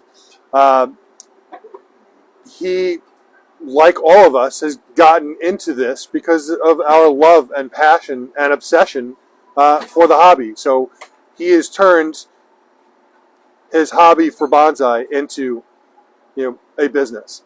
And guys, I can't say enough about being able to be in a business that you love, that you have a passion about. There's nothing worse than having, unfortunately, having a job where you just don't like what you do. But when you can have a job where you can go every day and spend the day on your passion, there's just nothing better. So just like the passion of the Koi, there is also this passion for bonsai. That sounds very adult. But when it comes to the bonsai, guys, if you have questions, please ask. Chris, we need a stupid questions. I fully believe that. There's no such thing as a bad question. We will have an email made up. Only stupid answers. If people give you stupid answers, that's how I think. But no such thing as a bad question. So we'll have an email and a phone number. You will be able to call soon for the bonsai, so you can ask Chris questions. What do you got? How warm does the bonsai house need to be? Where's the mic? Get the mic? Can you hear me? Bonsai in the wintertime, I generally, because of the nature of... I'm going to get COVID from this microphone. Generally, because of the nature of some of the pots I keep them in higher-end pots. I keep the greenhouse at... It never goes below 30 degrees. I generally keep it around 32 degrees. I'm not heating the greenhouse as much as I'm really stopping it from deep freezing. The trees theoretically only need like 35 to 40 degrees dormancy for an extended period of time. They can handle a lot colder, but it's safer to keep them a little warmer and sheltered. For those who don't have a greenhouse, don't be panicked. A shed, a garage, a corner in the backyard that's sheltered from the wind is all perfectly suitable to keep bonsai going for the winter. I don't want you to think you have to have a greenhouse to keep this stuff. I have so many trees at my house that I can't put them all in my greenhouse at home. So some of them are on the floor, some of them are under the benches, some of them are in my garage. It's totally fine. You just have to understand your tree, what it likes, and we'll go into that in classes. Like certain trees, you definitely don't want them to freeze. Certain types of maples, like tridents, don't like really cold, so you do need to shelter them. But like I said, all of this stuff basically is zone hardy to my area. and will do fine in the winter without being sheltered in a greenhouse. It's just easier for me to keep them here. I can keep control of the situation better. I hope that answered the question. All right. Any other questions before we leave Chris to do his thing? Any more questions? Anything good? How many people are on? 47. 37 people. 47. 47. 47? Ooh. Well, I look forward to talking to everyone a little more in the future. Excellent. Thank you, Chris. There you go, sir.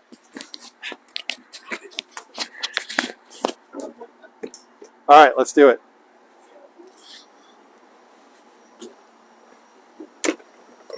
All right, so now we are entering the new koi house. If you're new to the show, my glasses are fogging up again. I got to get used to this. Go ahead, come on in. Hey, Chris, one question. Do you have bonsai planted around the pond? If you plant it, it's not really as much of a bonsai Guys, as the topiary. so the question was, can you have bonsai planted around the ponds? You could have bonsai style type trees, but they become more of a topiary. Once they're in the ground, it's no longer bonsai. It's almost impossible to contain them into that size, especially as a bonsai artist. If I want a tree to grow big, I plant it in the ground for a few years, get it to grow out, and then cut it back severely and put it into a pot. You could have lovely stuff planted around your pond, trimmed using bonsai techniques, which many people do. That's totally fine, but technically it's not a bonsai once you've left the realm of having it in a pot, and because it wants to grow big. Bonsai, in fact, it means tiny tree. So if you put it in the ground, it's no longer going to be a tiny tree. But what we do see a lot of, because we do handle a lot of customers, and when I see, just photos and videos from around the world, is a lot of customers will keep bonsai around in the pond, in the pot. They'll make really cool stands. Something that we talked about, maybe even selling in the future. We're going to do a class on that too, I think. Making stands and there you go. ways to display your trees. Not only is the tree beautiful, but if you display it properly, it becomes even more aesthetically pleasing to people. So, I want to promote everything here. I want everyone, this is a hobby for everybody. This is not just like an elitist bonsai or too expensive. Anyone can get into bonsai. You can get a small $5 tree at a Home Depot and bring it here, and we can explain how to kind of get it to the next level. There's lots of things we can do. So I want to work with everybody. Cool. All right. Any way to reach you, Chris? We'll put it up. We'll post my number and stuff. We'll create, guys. We'll create something soon. As soon as we have the logo ready and we start launching the website, I can receive emails on the website once we're launched. You'll be able to email me directly. I can answer questions that way. We can exchange numbers. We can talk. Excellent. I want to be easily accessible. Excellent. Thank you, Chris. You're welcome. You guys are welcome.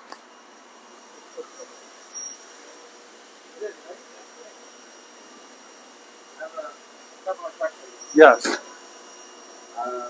So there's no heat on in here, so it's gonna. It'll take a little bit. I'll leave these on my head. Stacey Palmer. Hi, Stacey. She has a butterfly koi that is bluish gray, like the color of an asagi, scaleless.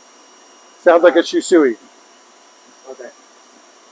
She didn't know what it was. It's just a solid color. Yeah. So, okay. Yeah, it's likely it's still a shusui. It's just a different color variation. Okay, and then Kathy Weekly. Hi, Kathy. I assume your fish sometimes spawn, but since you have no place in your tank for the eggs to be protected, do the fish just eat all the eggs? Well, in our setup, and this actually came up yesterday. I can't remember who I was talking to about. I was talking about Michael's setup with someone I forgot who we were talking to yesterday, and the conversation came up. Oh, I was talking to Matthew, and he said, "Just call him Matt Tice." I was talking to Matt yesterday, and Michael and Matt were on the phone the other day, and they were talking about their ponds, and Matt has a whole bunch of babies in his pond. Matt has an aquascape style pond, so there's a lot. It has rocks and gravel and a lot of plants. So there's a lot of places for the fish, for the eggs to hide. There's a lot of places for the fish to hide. Okay? So the eggs, when they hatch, they need a place to go. If you have a setup like what we have here, this is designed for retail. I mean, but we do a similar setup to this for a lot of our, what I would call a more dedicated koi pond. Now, some guys will not consider it a dedicated koi pond. So Michael's ponds at his house is very much like the tanks that you see here. Has a skimmer in the side, has a bottom drain. It is a formal pond, so it's a formal rectangle shape. So it's halfway. It's about 3 feet above ground and 2 feet below ground. 5 foot depth. It has a bead filter on it, UV. All the water is coming out of formal spillways that come through the wall, and it'll be a pretty cool way. We need to figure out how we can share a lot of this stuff. You can't share it in the live unless we hold up pictures, but there's got to be a way for us to share this stuff. Because I'd love for everyone to see the stuff that we do, and I'd love to see all the stuff that they do, so that we can all become like a bigger group together. Because there's a hobby isn't much of a hobby when you're doing it by yourself. Okay? So when you can share this stuff with other people that also love to do this stuff, it just makes it so much more special. So I understand where James is coming from about showing and talking about this stuff, and it's nice to be able to share this stuff. But going back to what happens with the eggs, when you do have a setup like this, the eggs will go into the system, and then they'll just end up going into the filter, and then they're just gone. Will the fish eat the eggs? Sure, they'll absolutely eat the eggs. If the eggs are around, they're going to suck them up and eat them, no doubt, 100%. Which is why a lot of times, I mean, you're going to, your fish may spawn. They're going to have, they're going to lay eggs, and sometimes the eggs are going to hatch. Sometimes if they can find a spot, but most of the time, you're not going to see babies in the pond. They're not going to hatch. They're going to end up getting sucked up by the filter, sucked up by the skimmer, and that's just what it is. I will stress this though, guys. When you start to get into this hobby, in the beginning you're like, oh, I really want to I hope my fish have babies, and that's okay for some people. What I will point out is when your fish spawn and you have all these eggs hatch, it's taxing on the system. Okay, so now the resources that your fish that you had in the pond are now being shared with a whole bunch of other fish that you didn't pick to be in the ponds. As you become more of a collector, your collection is, you've spent a lot of time picking the fish that you want. Okay, when you have babies in the pond, you don't get to choose how they turn out. And, guys, we try and have some really nice fish here. It's our goal to always, I don't just go, when I buy fish from Japan, I don't just go and buy any fish. Okay, I pick my fish. I spend a lot more money on my fish than a lot of other guys do because I want to have really nice fish. Now, those really nice fish are like the 2 to 5%. Okay, the rest of a spawn, that other 95% is, and I hate to say it, I hate to use the word unwanted, but they're unwanted. They're fish that are not the colors and patterns that most people would really want in their pond. To get nice fish, that's why they cost more, is because it's only a small percentage are nice fish. The rest of them are unwanted, not so nice fish. It is what it is. So really quickly, if you want to pan around the room, we can show you the new koi house. Let's see if my glasses have... I have a question. Yes, question. Michael, Adrian. Hey, Michael. I had a bloom at the end of the fall season of string algae. It's now dying off and floating. Should it be taken out or left in the pond? It can be taken out. Your fish, if it warms up, your fish will probably eat it too. So if you want to leave it in, I don't think it's going to hurt anything. I think you're okay. Guys, here go ahead. In the colder climates where you don't have your pond running all year long, we clean our ponds out every year. So Michael's pond, like everyone else's ponds on Long Island, or in the colder climates, we clean our ponds out every single year. So removing all the crap that's basically been sitting and breaking down in the pond over the last 5 months while the pond has been dormant.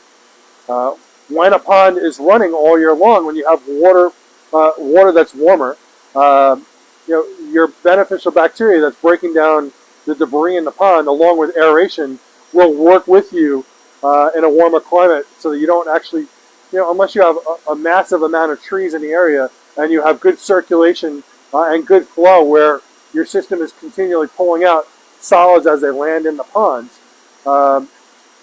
you don't necessarily have to clean it out all the time. I mean, I don't know very many people at all in the warmer climates that clean out their pond on a yearly basis, but here we have to do that. But Michael, I think you're okay to leave it in. I don't think it's going to be an issue. If you feel the need to take it out, then you can take it out. James Hogan, he wants your opinion on the hyphen sharks or the hyphen algae eaters. So James' question is, can you put high-fin sharks in? And actually, we're going to be carrying high-fin sharks this year. I'm excited to bring them in. Goal is to have high-fin sharks and sturgeon and orphs and some other fish that you can put in your pond other than koi and goldfish. So yes, you can absolutely put them in. Excuse me, when you get high-fin sharks, though, you can't just buy one. So if someone tries to just sell you one, you can't do it. All right, they have to be a minimum of pairs. They have to be swimming with another shark. Otherwise, their stress levels, I believe, go through the roof. They have to have another. They're not a solitary fish. So if you buy a high-fin shark, you need to have a minimum of 2. Just saying. All right. Any other questions? So we can talk about that. So other fish in the pond. I want to say I'm obsessed, but I don't have sturgeon. I love sturgeon. I hate to say, growing up, that we used to eat sturgeon all the time. It's not something I would do anymore. But I love the look of sturgeon, especially the diamond sturgeon. If owning, and I want to just point this out, when you have, and this is something that we're going to have to learn as we carry some of these other fish, is that things that we put in the water are not tolerable by some other fish. Koi, goldfish are generally the same. A lot of the same medications we use for one can be used for the other. That is not the case with things like sturgeon. I know you can't use, I believe, potassium or Proform C. You cannot put that in the water with sturgeon. You will kill them. Sturgeon are fine and will tolerate the colder water. So it's not an... Huh? They are very sensitive to other things that you put in the water. So you have to be very careful about that. If you have a pond where you're never really throwing stuff in it, then okay. But if you are putting other things in the water, you're treating the water, things like sturgeon will be a problem. I don't know about orphs, and I don't know about what's tolerable by a high-fin shark. So that's something that we're all going to learn together. So can't wait. If I didn't mention it, we are going to be getting into goldfish and other fish in a much bigger way in the new store. So I'm excited about that. Right now we're coming up with how we're going to lay out inside the store so that we can do aquarium tanks, goldfish tanks. We have a lot of ideas, and we'll talk about that in future shows. Any other questions before we get started? Everyone's just saying I need to go on a U.S. tour of people's ponds and places. Who was saying that? Everyone. Oh. It was really cool. We went to Chicago to visit Aquascape not too long ago, where, funny enough, my son Travis got COVID on the way back. He ended up with COVID, and then I ended up getting it. I got to be honest, I thought I was immune to COVID. I was definitely one of those guys walking around like, oh, you know what? I went 2 years and didn't get it, and I must be immune. And then I don't know. I think it has to do with the fact that I didn't take all my supplements for a couple of days. That did it, but I'm just stupid thinking. I don't know what it was, but I ended up getting it. And it was funny because when I got it, I wasn't just angry that I got it. I was just angry that because I thought I was immune to COVID. My wife said the same thing yesterday because if you didn't hear, she had gotten COVID when we came back from our vacation. And it's been over 2 years and she never got it. Everyone else in our family has now had it and she never got it. So she was one of those people that also believed that she was not going to get it, that she was immune to it, and she got it. So she was pretty upset about that, the fact that she wasn't immune to it. But interestingly enough, Japan just downgraded COVID to the same level as the flu. Very interesting. And I don't know if we've done that here in the States, but I know that China is having a really tough time with it. Last month, they had something like 65,000 deaths from COVID. So they're still dealing with some things that we're not seeing here. At least we're not seeing them here in Long Island. They don't really talk about COVID very much in the news anymore. I don't know if that's by the higher ups saying that they don't want to talk about it, or I don't know, but they don't really talk about it anymore. Anyway, guys, we're now entering our Koi portion of this, and there's a couple of things that I do want to go over. So, shipping. So, we offer free shipping when you spend $600 or more on Southwest Cargo. Michael, we still haven't gotten any feedback from Southwest as far as any price changes. So we do offer free shipping for when you spend $600 or more on Southwest Cargo. Now that means that if you buy a $200 fish here, a $300 fish here, and a $100 fish, as long as it equals that $600, whatever that or more, we will honor that Southwest Cargo. We are still not shipping FedEx right now, guys. I know that various companies, especially a lot of the domestic companies, are using UPS and FedEx, and they're doing door-to-door. We've had some nightmare issues using these other shipping methods. I don't want to say nightmare. Thankfully, we haven't had any deaths, but we have had issues with boxes taking much longer than anticipated, than promised to be shipped.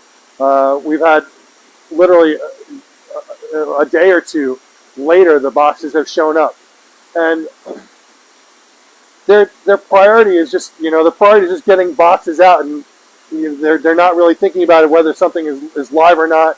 And we've seen them throw boxes around, and it's just not our recommended way of shipping. Now, it's nice to be able to go door to door and say, here it is, knock, knock, knock, here's your fish. I would much rather have it that way. It's just, we've definitely seen lots of issues with it. That doesn't mean that we won't do it, but if we do ship FedEx, we don't ship UPS, we don't ship USPS. If we do ship FedEx, it's at your own risk. They will ship in some instances, they will allow it to get shipped to a hub, and they'll take insurance, but FedEx will not take insurance door to door. So if you are going to ship door to door from here to there, they will not insure it, which means that if something happens to the fish, like, all bets are off. It is at your own risk. We don't like doing it. If you insist on doing it, it is definitely, one, costly, and two, it could be even more costly if something happens to the fish, and three, like, it's just not fair to the fish. Because these are fish that, they're living their lives, they're doing what they got to do, and we pack them up and send them away, and they may not make it. It's possible that the fish may not make it to its destination. We've had zero. When I say zero, we've had zero issues with Southwest Cargo. All right, it's airport to airport. Guys, it's not easy for us. I mean, Michael handles shipping, and hopefully we can pass that on this season. I mean, Michael is handling shipping, and we have literally, I don't know how many hundreds of boxes we shipped last year. And he took all these to the airport.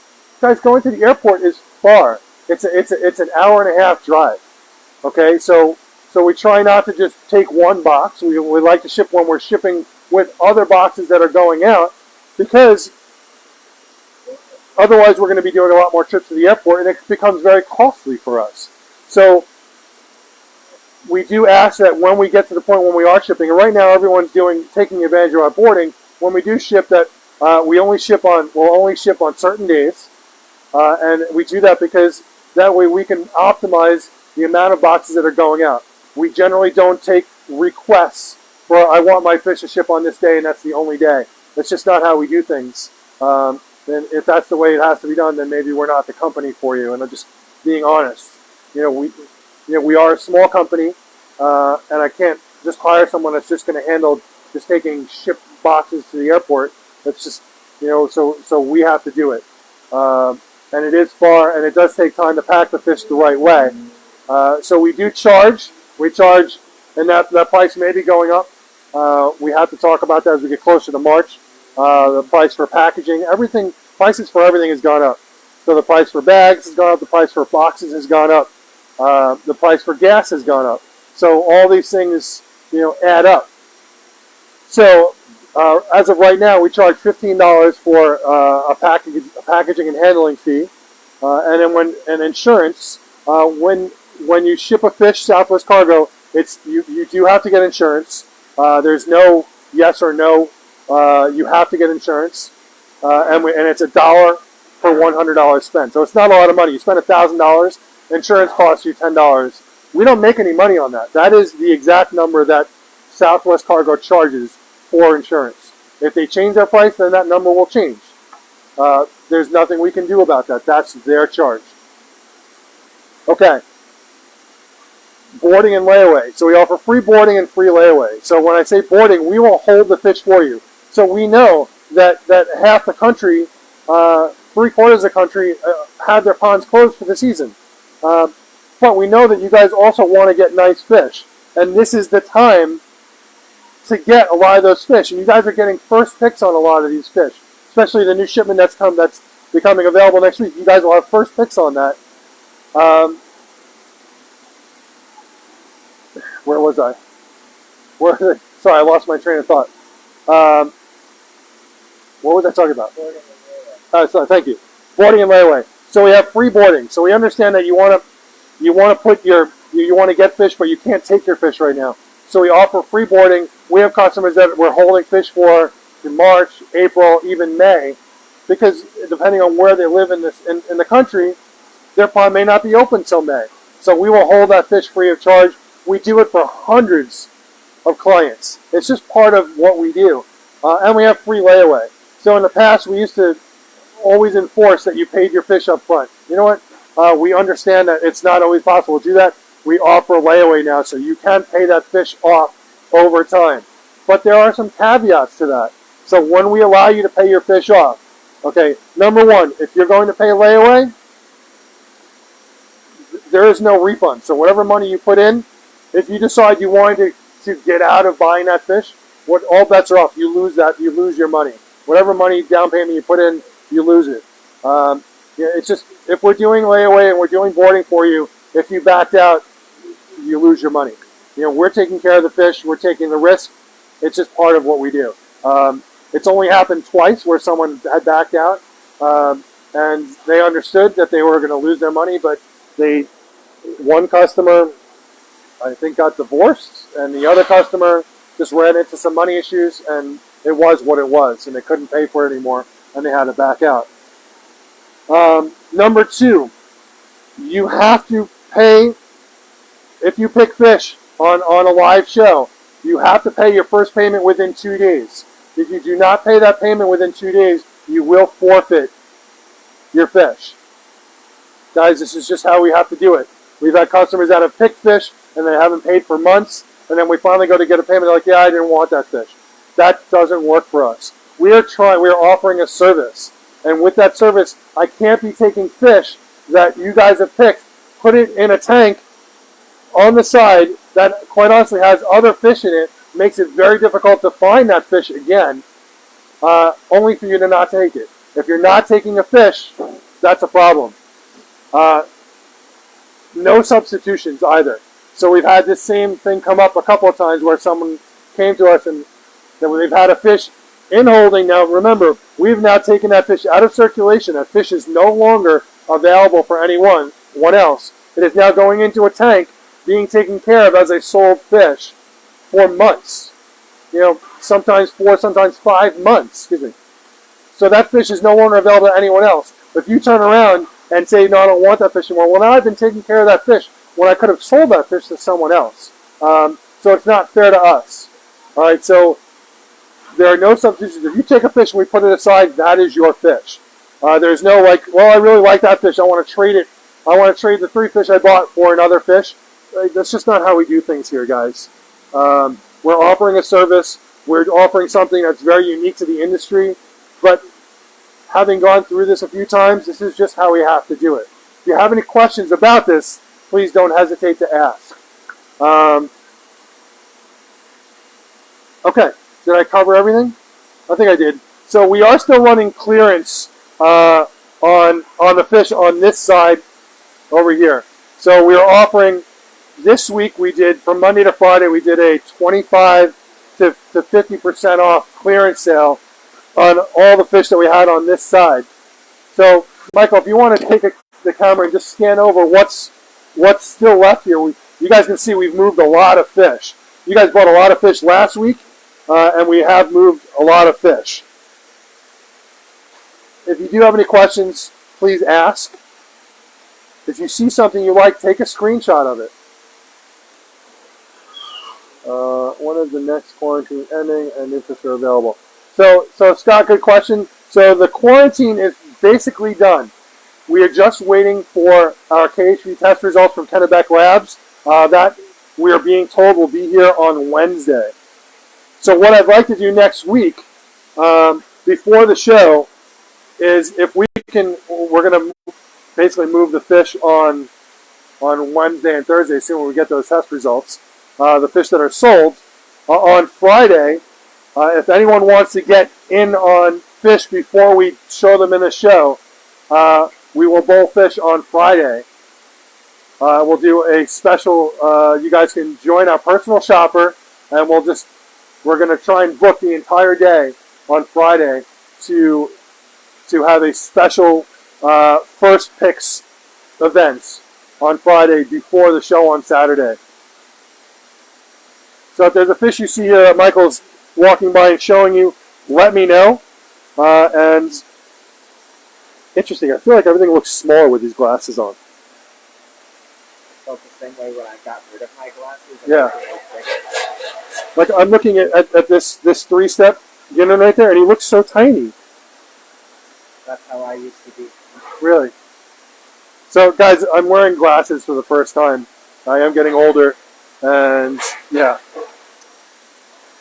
So Michael's just showing you the fish that we have that we are doing in the clearance sale.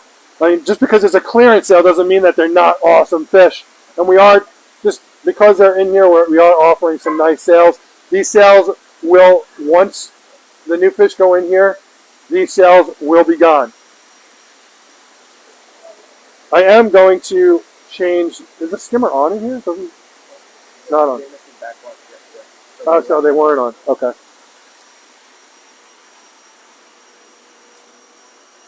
I'm going to turn these skimmers on really quick.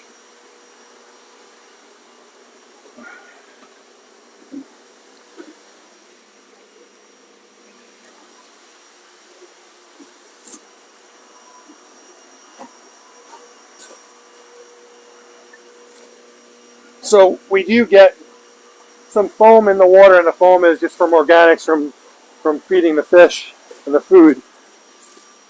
That's why I put the skimmers in, but I don't have skimmers in every section. I was hoping with the wider holes in the net that wasn't going to be an issue, but yeah, well, I may end up putting a separate little skimmer in every area. What? I did.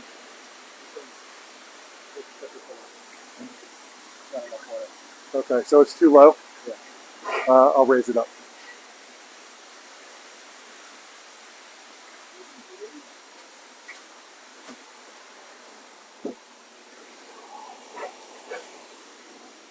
Ow! Just whacked my head on this wall. So I was debating figuring out a way to just get one of these skimmers, and you can. That's okay. That's fine. So you can see these skimmers are from Mountain Tree. You need to be careful that a fish doesn't jump in there. So these things work really nicely as long as we keep the water at the level that we want to keep it at. So I can just dial the amount of water either from full, or you can see that's basically full right there. and then I can kind of dial it in to get a little more suction in there. But James Hogan says that's one of the reasons he runs a protein skimmer. yeah, I mean, could you do a protein skimmer? Sure. All these things cost money, James. The amount of money, you guys would have a heart attack if I told you how much money is being spent to build out. It's not just the greenhouses, but the entire property, the stores, the greenhouses, the facilities. We brought all new electric into the property. Brought a 400 amp electrical system into the property. We ran new electrical poles around the whole back. Redid the water, redoing the electric in every single greenhouse. Building all this, it is. Let's just say that my wife is having a little bit of a heart attack over all this, and it's definitely putting quite a lot of stress on everything. But this is our passion, and this is my life. This is our life, and you know, she understands, and you know, it's one of those things that we have to do if we're going to be, you know, one of the biggest in the country. Then this is what we have to do. And guys, quite honestly, that's our goal: is to be one of the biggest koi dealers in the USA. And we're doing everything possible to do that. You know, there's always going to be someone bigger, but you know, we do things a certain way and other people do things a certain way, and I think that we can all survive. They moved the electric. Yeah. Cool. Yeah, Sean, put it off. All right, so I can cut that out. Cool. Oh, maybe I can push it out. I don't know. I was just pointing to the old electric that was in here was on that wood pole right there. So some things got done while I was away. So this can now. Oh, there we go. I guess we can move that. Pull. It just fell down. Alrighty. So we're going to do some fish today. So we are going to do the clearance. If you see some fish you're interested in, let me know. We're going to start with some little guys. And Michael had set a precedence last week with the show, and he went and did some crazy prices. And because he did that, I can't go and change that this week anyway. That will be changed next week. I will continue this week because we're still running sales. Michael, what sales were you doing? Okay, so the $100 Aoki we're selling for $80 a piece. So what does that come out to if we're doing a group? So instead of a group, I just did that. Because I was going to do buy 4, get 1. And Right. It basically equals out to $80 a fish. Right, so we were doing a buy 4, get 1 free. Guys, instead of doing that, so you don't have to buy 4 fish, we are doing a $80 each sale. So the fish that we're selling for $100 are now $80 each. Guys, if you want to get free shipping, you still need to do the $600 or more, but they're $80 each. I do also want to announce that we will be doing box quantities of fish. I will be posting that on the website soon, maybe next week. We will be doing box quantities for retail as well as wholesale. If you guys are in the trade, if we have anyone on here that's in the trade and is looking for fish for their store, we also do wholesale. So we do have some wholesale offerings. You will have to sign up for that, and we can talk about that. If you are in the trade, you can text me and we can talk about wholesale. The number is 516-547-0164, or you can email me at sales@koimarket.com. KOIMARKET.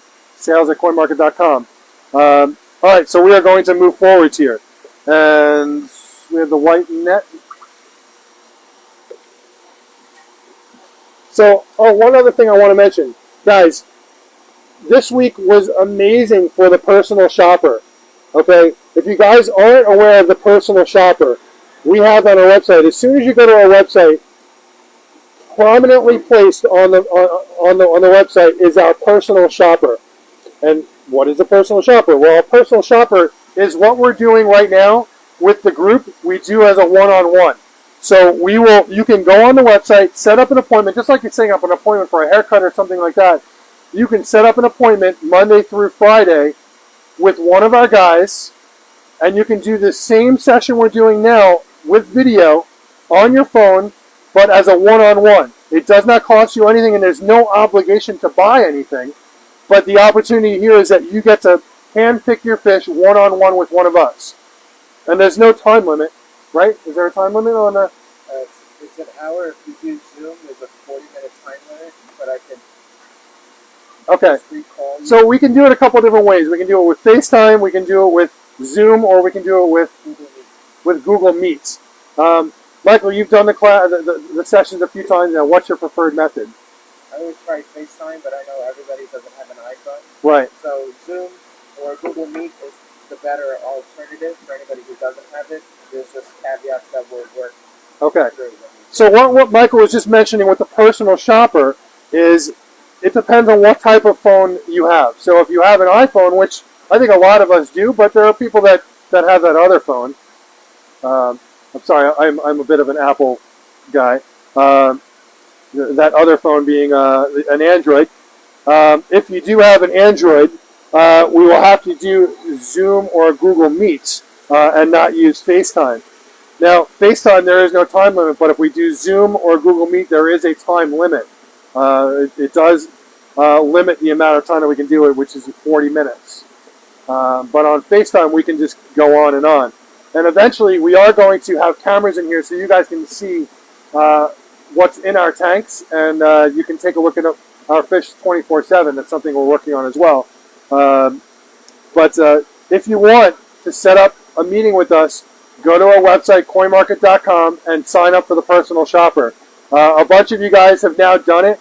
If anyone on the show today has done the personal shopper, can you chime in? Let everyone know what you think. We are working out some kinks. There's always something new to learn, but it is something that we really like doing. One of our customers had mentioned that they didn't think that, as a photographer, that we should use the umbrella. Now, I'm going to put the umbrella on, and then I'm going to take it off, and I need you guys to give me your opinion. And the reason why we use the umbrella is because of reflection. Okay, so the reflection right now is what's happening on the ceiling. Okay, so I'm going to put the umbrella on, and you guys tell me what you think. So here's the umbrella on right now. You can see all the same fish in there, but I do not see well, Michael's going to adjust it so that it's best for what you see through the camera.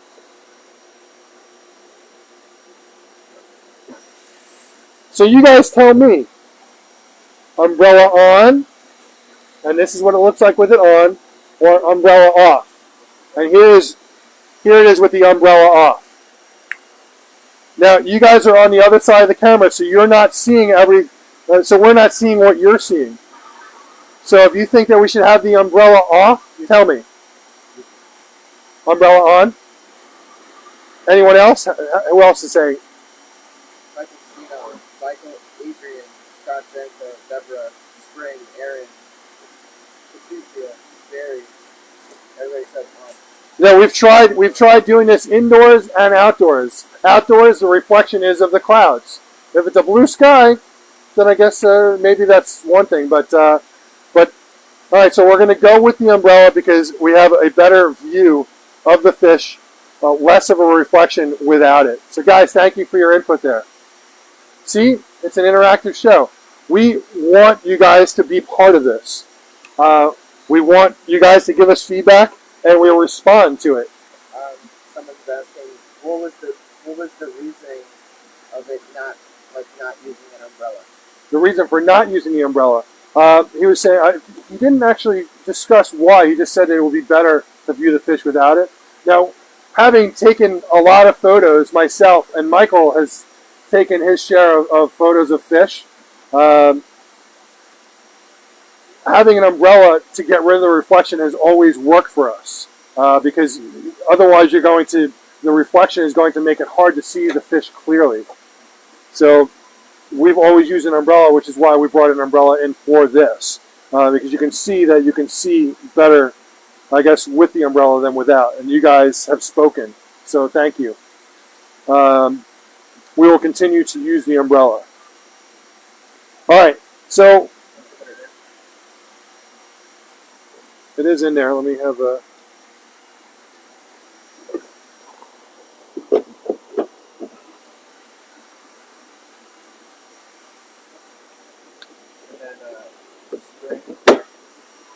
Spring wanted to see a fish. Okay, Spring wanted to see a fish.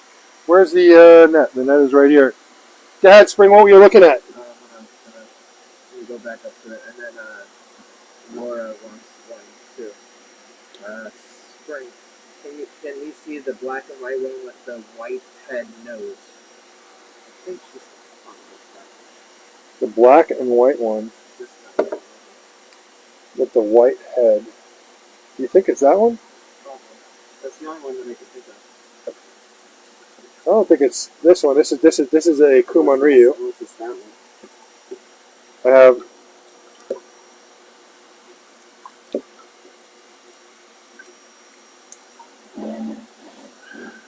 also Kumon Ryu. Was it either of these? This one. Okay, so this is it's actually a Beni Kumon Ryu. So you can see the red belly underneath. That is a Kumon Ryu. Now, Kumon Ryu will change with temperature. So, depending on the temperature, you may have more black, you may have more white. Same thing with Matsu Kawabaki. Same thing with Beni Kikakiryu or Kikakiryu. They do tend to change with temperature. So here's the first one that we're doing. This Kumon Ryu, Beni Kumon Ryu. Spring, I'm not sure if this is the one you want, but it's going for $80 today. Today's show, we're selling these guys for $80.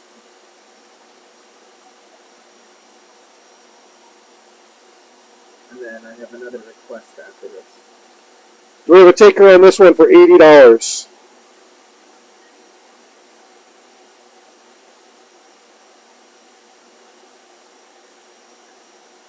$80 is the sale today. Going once.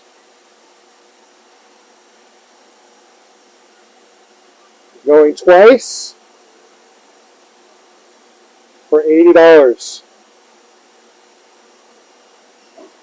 Alright, we are moving on. I did see a really nice Ginringo Shiki in here. Do one more before you Go ahead. on. Laura, oh no, I'm sorry. Linda Harwood. Hi, Linda. She says she wants to see the grayish with the 2 yellow dots on the head. The grayish with the 2 yellow dots on the head. Okay, I am looking. And then Allison said she wants to see the other one. I guess the one that you had picked before. Okay, we'll do.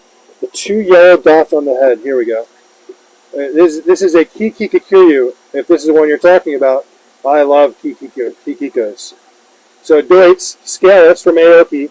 You can see the black banding forming on this fish. And he also has some yellow spots on it. Very nice Kikikiryu. Nice symmetrical Moto Guru. That's the black in the pectoral fins.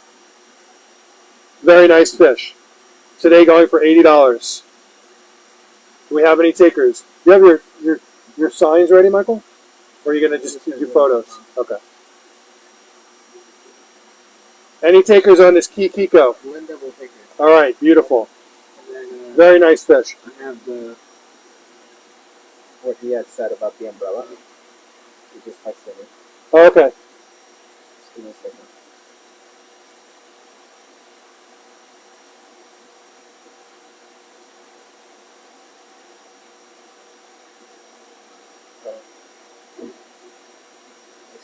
All right.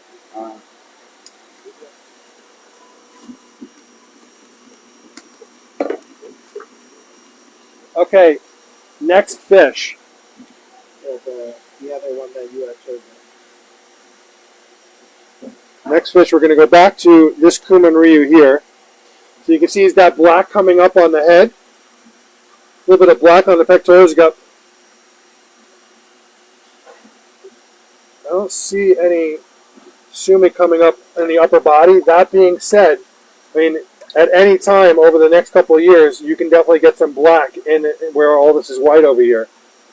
This is a Kumon Ryu. So he said to get rid of the umbrella and replace it with a C-stand. Right. With a Okay. 4x4 black foam core. Right, that's what it was. The C-stand is to hold up the black foam core to block reflections while showing both the... Guys, I actually wrote this down, and I apologize. I wrote this down when he told me, and I did not repeat what he said to me, which was to go to the camera store and get this black foam. Sorry about not reiterating that. I apologize. I did write it down, but I forgot when I was talking about this that was what the idea was. So thank you. We will do that. Allison is asking, can it turn all black? It could potentially turn all black. I've definitely seen white Kumon Ryu. I mean, it is part of the allure of the Kumon Ryu and the Matsu Kawabaki is that they are continually changing with temperature. But definitely a nice fish. I mean, he's cool, especially if his head does turn black. This one is going once for $80. $80 going once.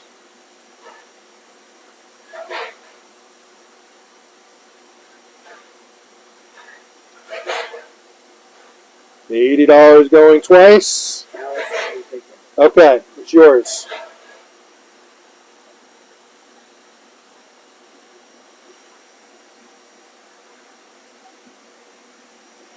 Definitely can see, guys, I'm wearing glasses for the first time. I can definitely see the fish much better with these glasses on. It's amazing what you get used to. I didn't even, I knew that I kind of needed them, but... I have a question. Question, go ahead. With that fish, do you think the fin colors will change? Or is that not as common? No, I think the fin color will probably stay the same. The body will change, though. But good question. There's obviously no guarantees on what I'm saying there. But it's a really nice, very nice Ginrin Goshiki. This is a Ginrin Goshiki. Okay. See how well you can answer this question verbally. Okay. How do you tell the difference between a male and a female? So that's really a question that we can bring some visuals. We could probably have some stuff blown up so that we can actually show the difference. But you can see the difference in a couple of different ways. Not in tosi like this. You really need them to be 2 years and older for their bodies to mature before you can tell. Now the Japanese, on the other hand, they're really good. They definitely they're very good at this. But even they get it wrong. But you can tell by a couple of different things. Body type, and not when they're tosi, but body type is definitely it can be a good giveaway.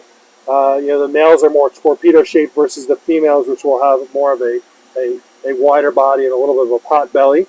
You can also tell by the shape of the pectoral fins, where the males have a pointier pectoral fin than the females, which will have a rounded pectoral fin. And when in season, the males, this is interesting, guys, and I know we have our hands in the tanks quite a bit compared to you guys, which you probably don't have your hands in the pond very often. But in season, when the fish are getting ready to spawn, the males, well, their gill plates will turn into like sandpaper, which is a dead giveaway for a male. That's 100% giveaway for a male. Is when their gill plates will get like a rough sandpaper type surface, but that only happens when they're spawning. Laura Hines is asking if you can put some other... Yes, I can. I absolutely can. And then the last thing is obviously turning the fish over and taking a look at the vent, and that can definitely also be a really good indication.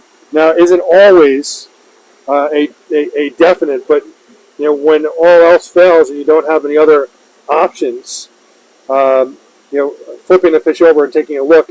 And guys, when we tell you, unless the breeder is telling me that it's 100% female or a male, like we can give our best guess as to whether it's male or female, but we do not guarantee gender unless it comes with a certificate from the breeder or we're purchasing a box of fish that is all females.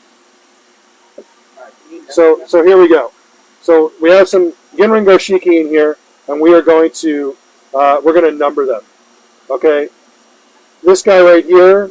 This guy, the first one I had in is number 1. Okay, number 1. Number 2 has the black in it. Number 3 is the large one, and number 4 is this guy right here. So number 1, number 2, number 3, and number 4. Do we have any takers for 1, 2, 3, or 4? Number 1, number 2, number 3 is the largest, and number 4. All Ginrin Goshiki. Now, this Ginrin Goshiki is already starting, the black is already starting to appear. So you can see that black coming up. That's not just a black in that spot. So this whole area is going to turn darker and somewhat black, maybe all black. Number 1, number 2, number 3, and number 4. How long will it take for that split fin to heal? Good question. Split fins will definitely heal over time. Healing split fins takes a long time. Could take months, could take like a year. Now Laura will take number 3. Number 3. And Laura will take number 2. Okay, here's number 1. Number 3 is the big one. Alright, so number 1 is, and I'm taking number 1 and number 4 out. Okay, this one is number 2.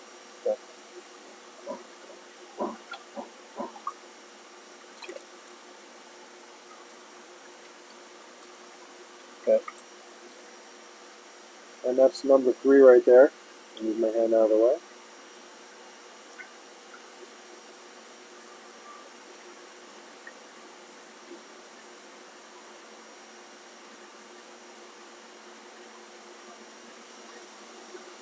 Just making sure that the photos are okay that we got. And a little air in there in the meantime. If anyone wants either of those other 2 Goshiki, let me know. We good, Michael? Okay.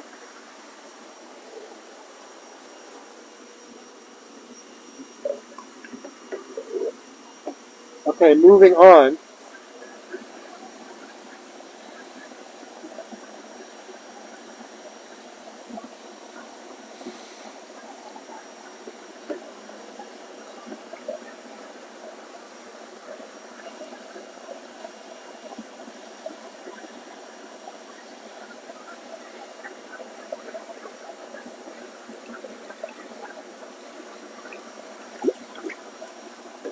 We have 3 lemon harawaki in here.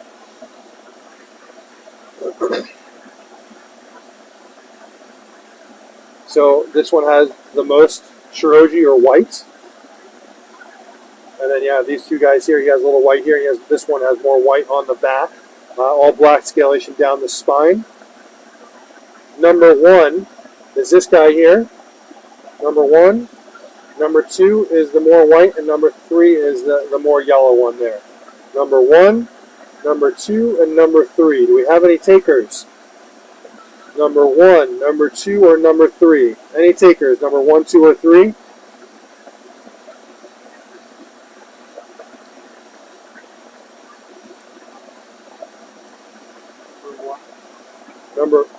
Michael, this one. Number 1, number 2, and number 3. Maybe this guy was number 1. Shit. I wasn't paying attention to my own speech. I'm going to renumber them. Because now I forgot. Number 1, I believe, is this guy here. Number 2 and number 3 is the more yellow. Number 1 is this one here. Smiley face? Number 2, smiley face. Number 1.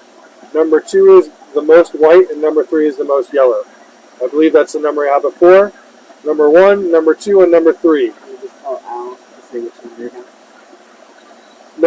Al, could you say which number one more time? Number 1, number 2, or number 3? Number 1. You got it. Number 1.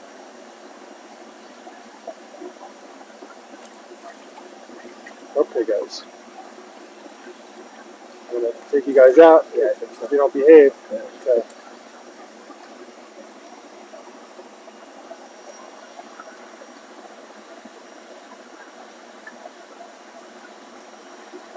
Okay, that one was for Al. Good pick, Al.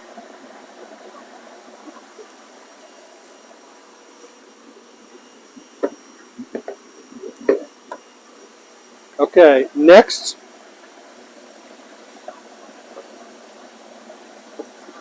We're going to do Deutsch Sanke. It's Deutsch Sanke Day. There's a Maruten Deutsch Sanke. Took that Benny out. I need 2 more Deutsch Sanke, Michael. Do that one right there.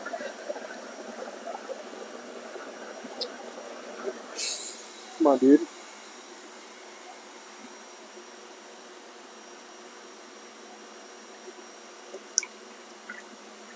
Deutsch Sanke. You like that one? What's the first one I saw? Let's see. We'll do this one right here. Deutsch Sanke. Okay. For you Sanke fans. Okay. So you can see this one, you can see the sumi's coming up underneath the white here. Same on all of them.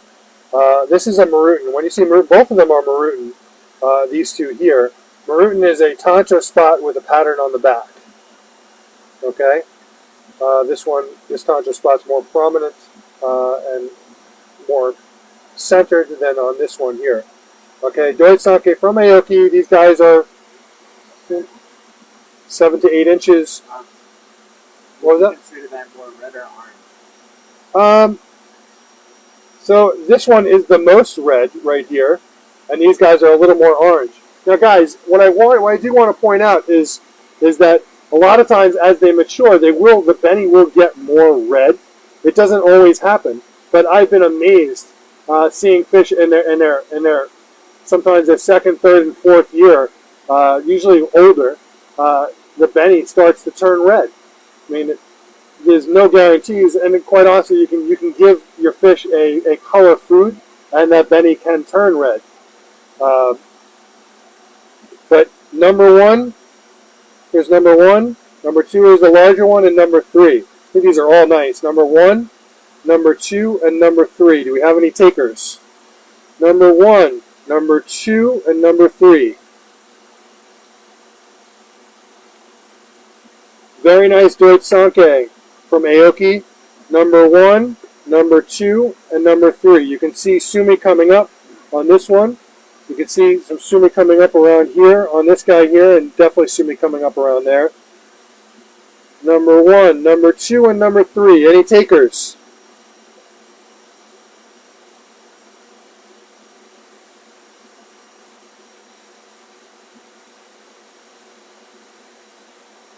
Come on, guys.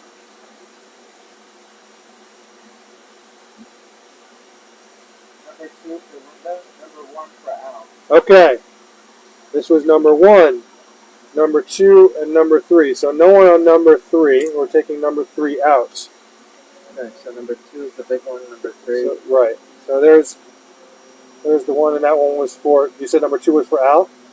No, number 2 is for Linda Harwood. Number 2 is for Linda. Very nice fish. Hold on, let me just check. You can look. Yeah. You good?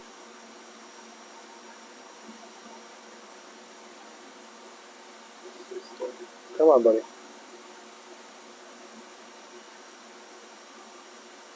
Let's let them both go. Let's see what I can do.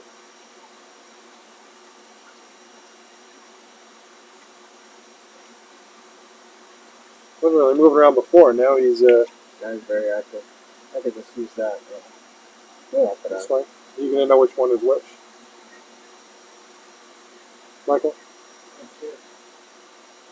Yeah, I know which one this one is. So Okay, I got that one. okay.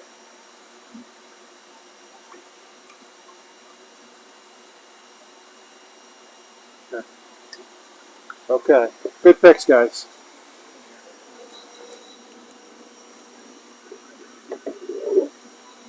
Okay. We're going to go with some Ginrin Karashi.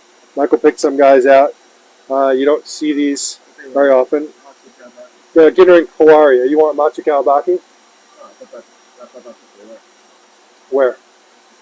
No, not these guys. Oh. Some Ginrin Kawari here. And Kawari is the name they give when they don't have a specific name for the koi. They put the fish in the Kawari category. I don't know if I have any more. Do we have any more of these guys?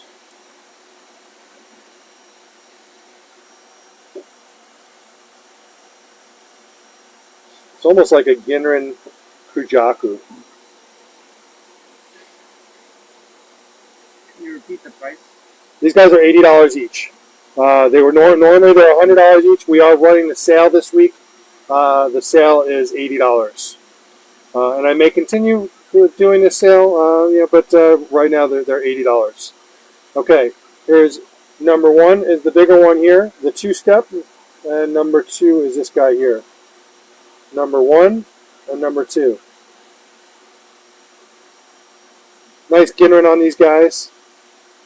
Number one is the bigger one, and number two is the smaller one. $80 each. Any takers going once? Number one and number two. Number one, number two.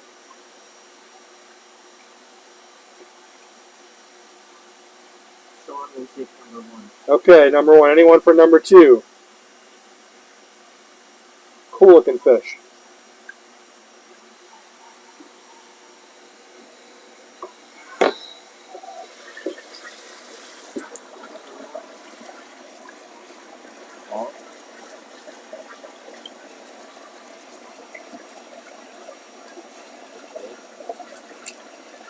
Come on, guys, relax.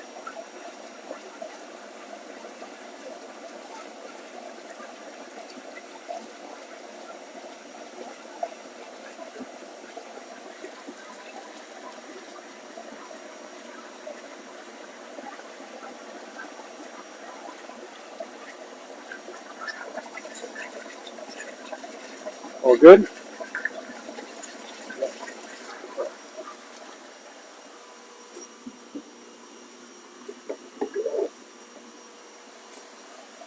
I'm going to go for some Tancho. I saw some Tancho Goshiki and some Tancho Kujaku in here.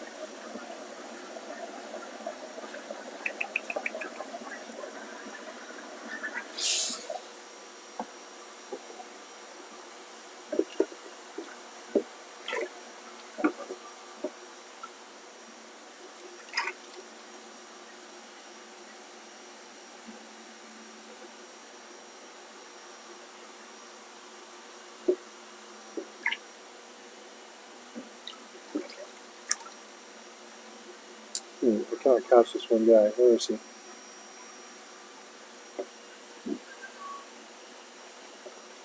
Sorry, guys.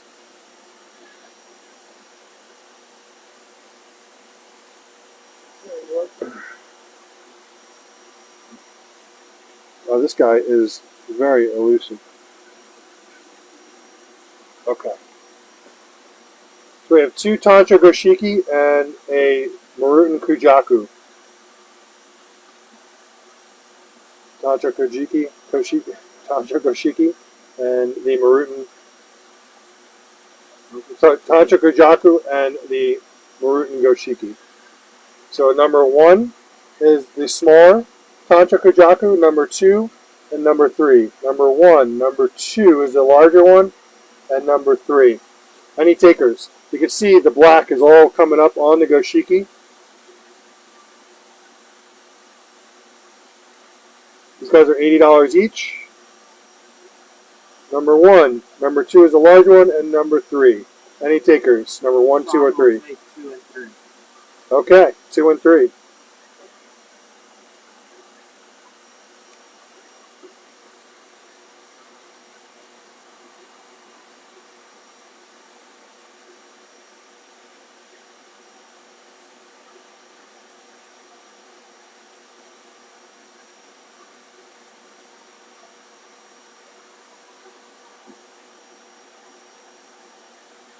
Thank you, Sean. Good picks.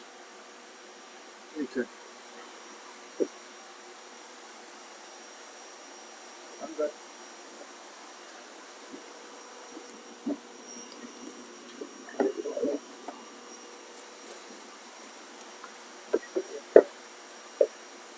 Okay. Take a look at the rest of this bowl, guys. Let me know if you see anything here that you're interested in. Otherwise, I am going to move on. You want to do? We could do a Ginrin Matsu Kawabaki group. Let's do that. There's one. There's two. Maybe I'll throw something in the middle to split these two up. Let's see.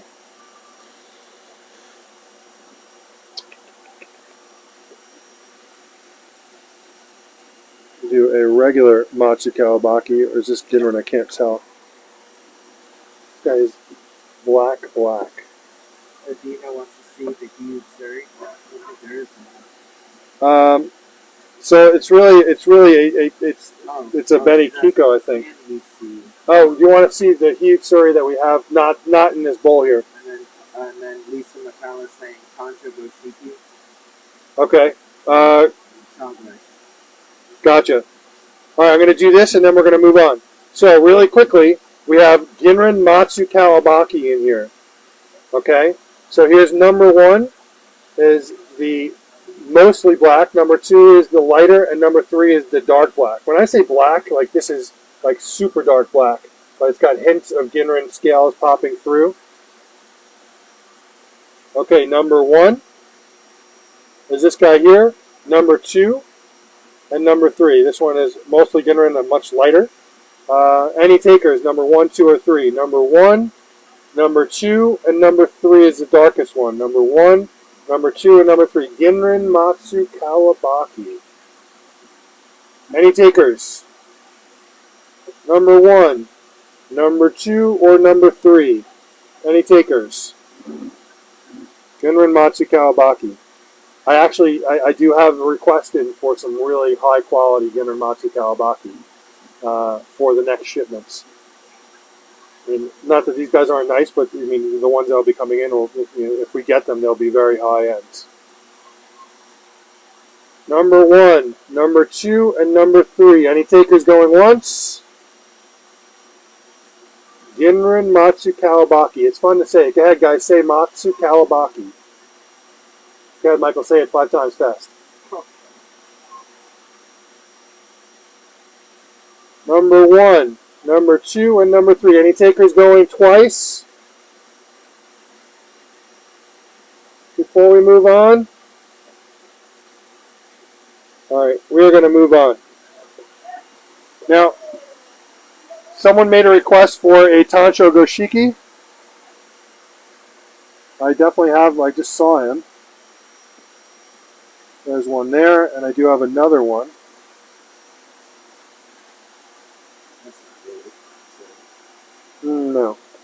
No.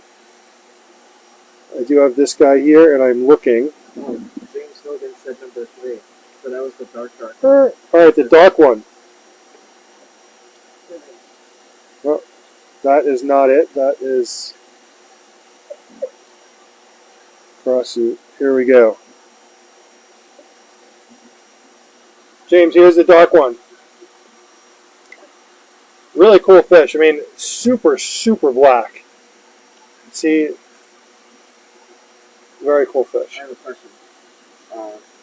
Are they born with the Ginrin color, or do Yes, they develop as they get older? they do have it. They can tell. You can see the Ginrin scales when they're very small.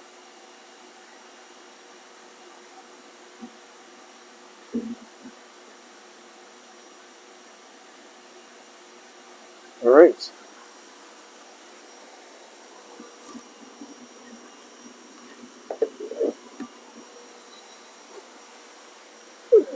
I did see we have a there. What? Okay, so the Tancha Goshiki is right here. There's another rare. There's a Deutz Benigoi.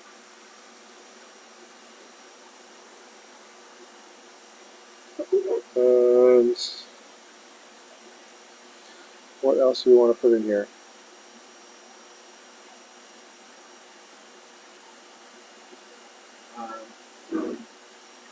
Deborah's asking, what are the dark ones with spots that look like a huge fish? Benny Kiko. So I saw one in here I can grab for you.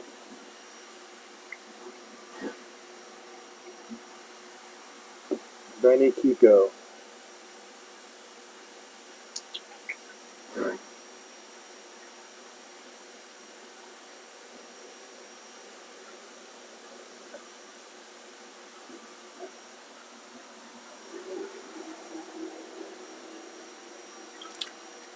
There's a Benny Kiko.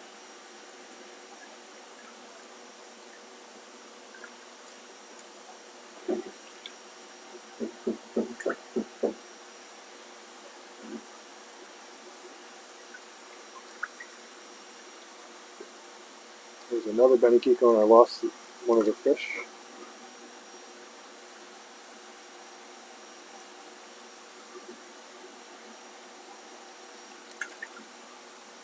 So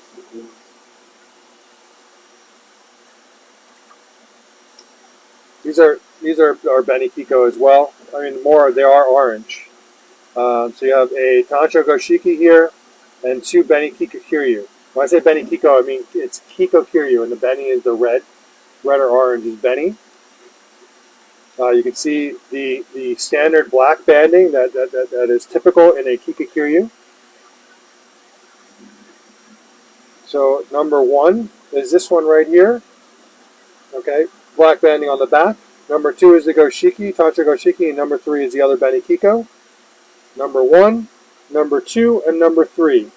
Any takers? I love Kika Kiryu. Benny Kika Kiryus are my favorite. Lisa doesn't take the Tancho, Jerry will. Okay. Number one, number two is the Tancho, and number three. Who is the one that originally wanted the Tancho? Lisa McCullough. Lisa, let us know if you want that Tancho, otherwise Jerry's going to take it. Number one, number two, and number three.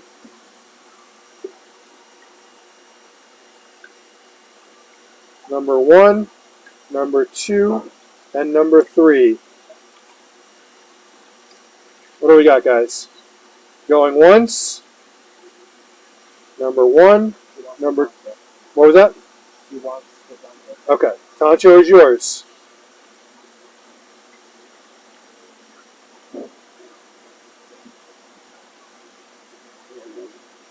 Stay still. Stay still.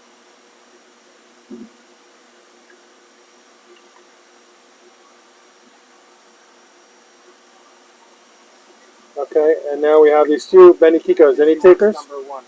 Okay, here's number one. Number one is yours. The same person for both? Yeah. Okay. That makes it a lot easier. Just taking photos. Okay, they're yours.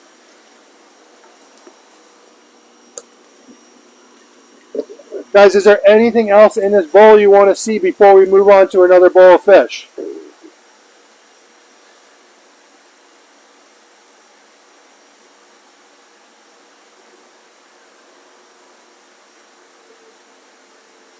Alright, I am going to take these guys out. You got the koi sock for this one, Michael? Let me know if there's anything else here. Otherwise, we're going to put these guys back. Going once on everything in here. Going twice. Anything? No? Alright, so we're going to put these guys back. Now, I don't have a third assistant here today, so it's going to take a little bit longer for us to do this, just because I got to pull some more fish, and I got to put these guys back. So, come on, guys.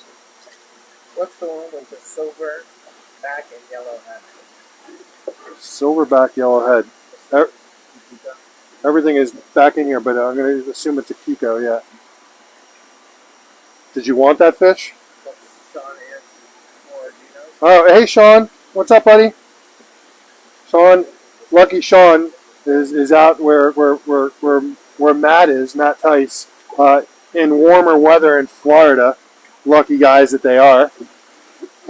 Sean, did you want me to let these fish go? Did you want me to pick that fish out? Otherwise, I'm going to grab some other fish.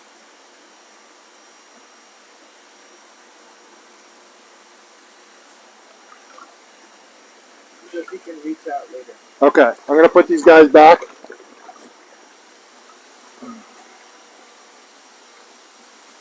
So Sean has been buying fish from us for a couple of years. I used to do the koi show. I used to do the koi show in Florida every year. So I would pack everything up here. Not everything, but I would pack fish up, and I would drive all the way to Florida with the fish, and we would sell fish in our show. During the koi show. We stopped going when COVID came around, and quite honestly, with what we're doing now with the live show, like we stopped doing the koi shows. So what I'm going to do today, what we're going to do next, I'm going to do the Maro Hero. Did you do Maro Hero last week? Michael didn't do the Maro Hero. Guys, these guys are selling for $150 each. The price has not changed on these guys. What was that?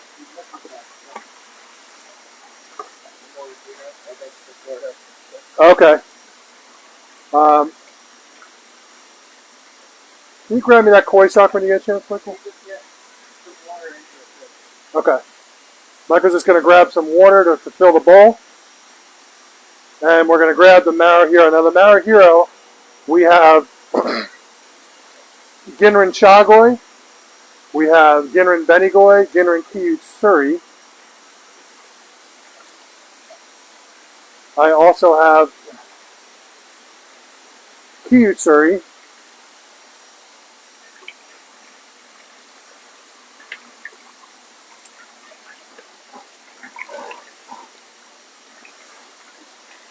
Okay.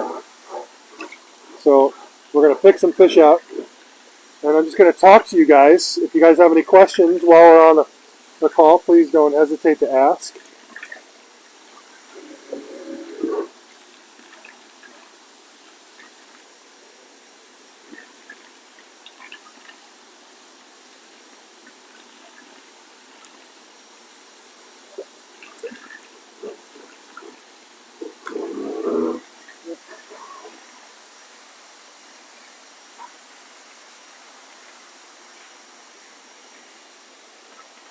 So, also, did I mention Ochiba? I think I mentioned Ochiba. We have Ginrin Chagoi, different shades. Just lost the one I was going to grab. Ginrin Chagoi. Yeah.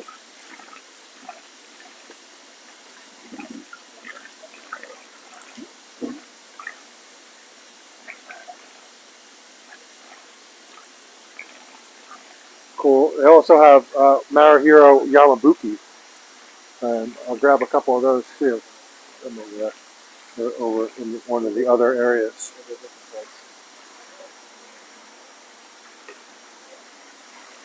I mentioned Kiyutsuri, so I want to grab a couple of Kiyutsuri. Now, guys, when it comes to Kiyutsuri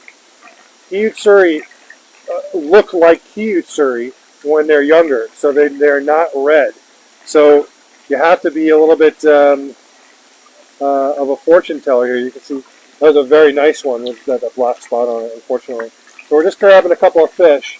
Michael, why don't you go put those fish into the bowl and then get the camera on them. So right now everyone's just staring at an empty bowl, and I feel bad that they're not looking at anything. So take a look at that stuff while we're grabbing a couple more. I'm going to keep grabbing fish here.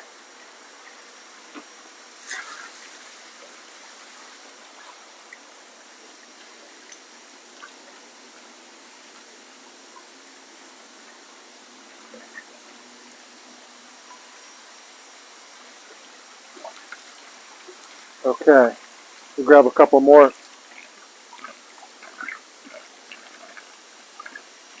There's a really dark Ginrin Doshiki. We'll take that one.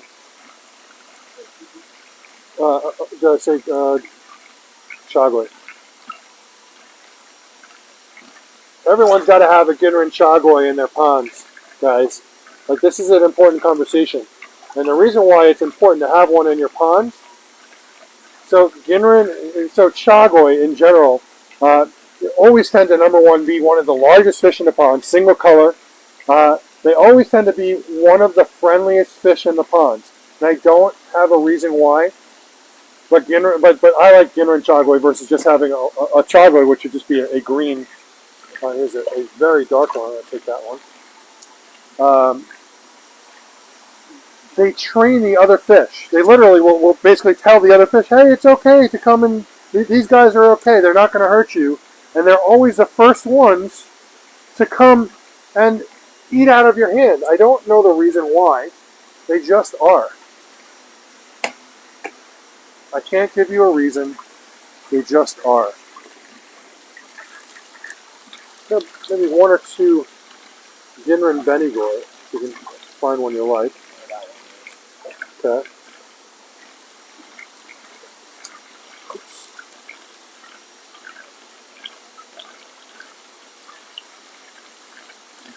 Alright, so we do have, here's a huge Suri, so it's definitely going to be red. There's a nice Ginrin Chagoi. I think we're probably pretty good there.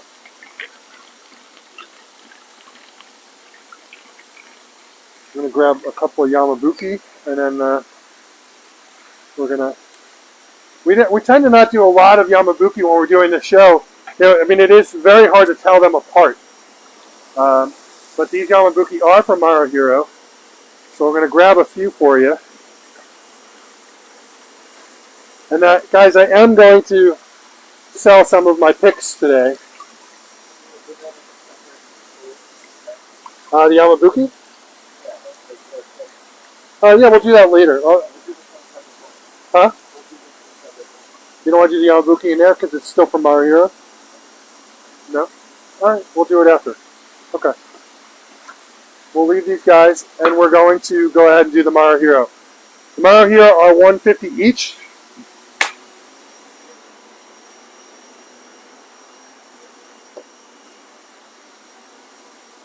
So when I say Maruhiro Koi Farm, Maruhiro is one of the most famous koi farms in the world.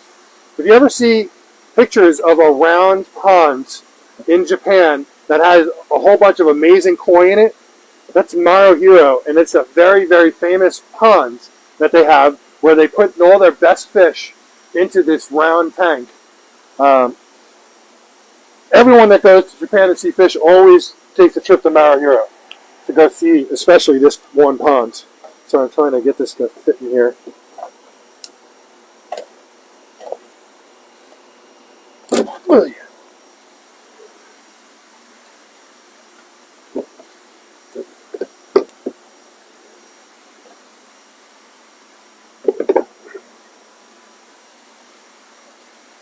that work for you? Okay. So what we have here, we have Kiyutsuri, Ginrin Kiyutsuri. So I'll take the net here. Here's Kiyutsuri, red and black. Very cool. You can see that there. We have Ginrin Kiyutsuri. See that? Yellow-black Ginrin scale. We have Ginrin Ochiba. I have a couple of these. Very few Ginrin Ochiba. That is a Ginrin Ochiba. You can see the standard, I think it's they call it falling leaves. So you can see the brown and the gray, and it's a Ginrin scale.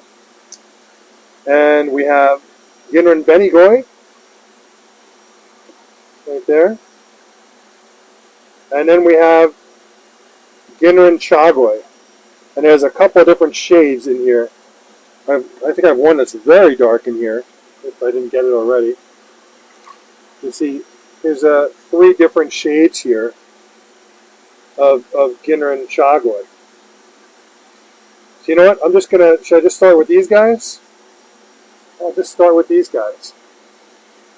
A little hard to tell the difference between them. Let me try. All right, we'll stick with these guys. I like to try and have one fish that's different in there so I can separate the other guys. So this is what we're going to do. Come on. Okay. Number one is the lighter Ginrin Chagoi. Okay, number one. Number two is the Ginrin Kiyutsuri, and number three is the darker Ginrin Chagoi. These guys, huh?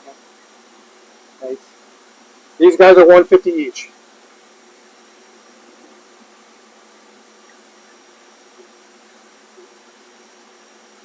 Because these were very hard to get from Mara Hero. I had some special boxes made of these. They do cost more money. Number one is the lighter Ginrin. Number two is the Ginrin Ki. We'll take number two. Number two, the Ginrin Kiyutsuri. Very nice. Number two is the Ginrin Kiyutsuri. I don't know if you're able to get a picture.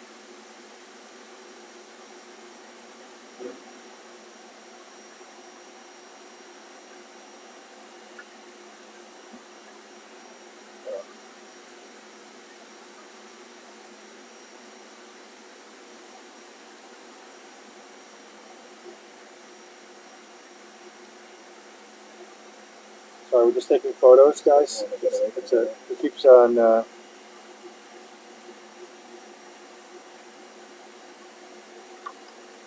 right.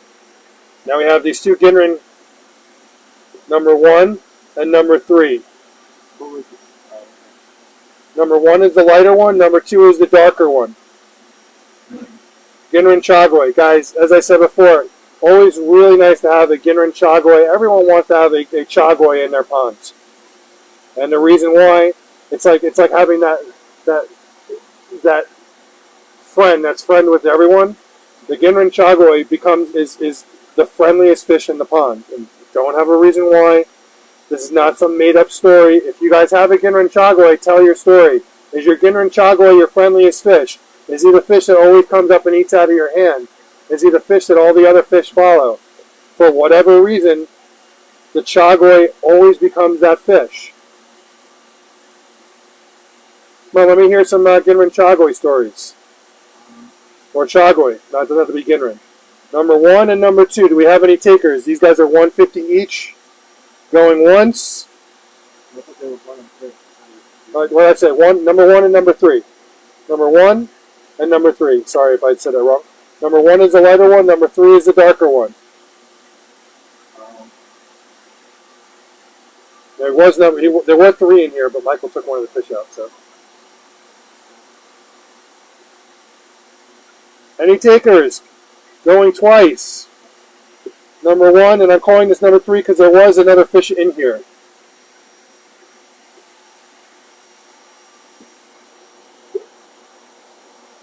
How many people are on? 41. 41? 40? 41?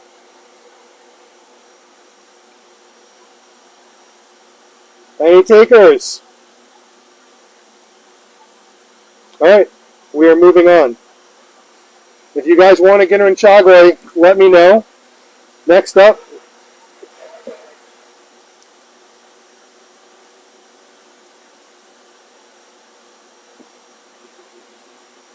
Oh, and then Jerry said he wanted that one. Okay, Jerry wants this Archiba, so before I grab these guys, let's just... It was the one that you had both. Okay.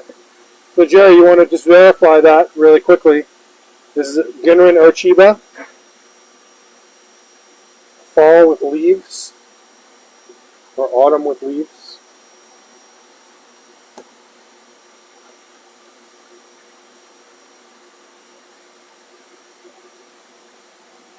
Nice Ginrin Archiba.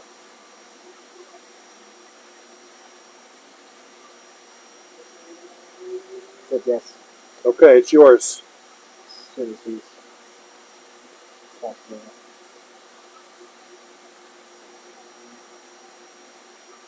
We're just taking photos, guys. We have to take photos for our database.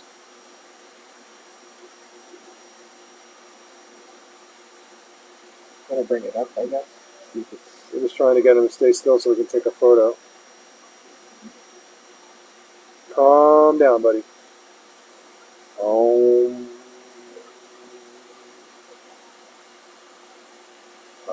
He is reckless. He just wants to escape.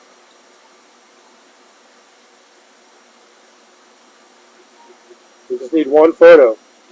One still photo. I tried. It doesn't make a difference.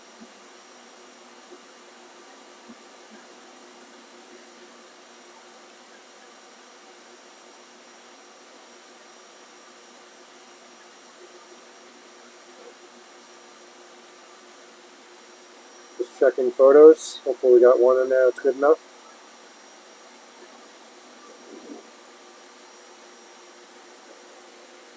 Yeah, I think it's good enough. I mean, if you don't think it's good enough, then you tell me.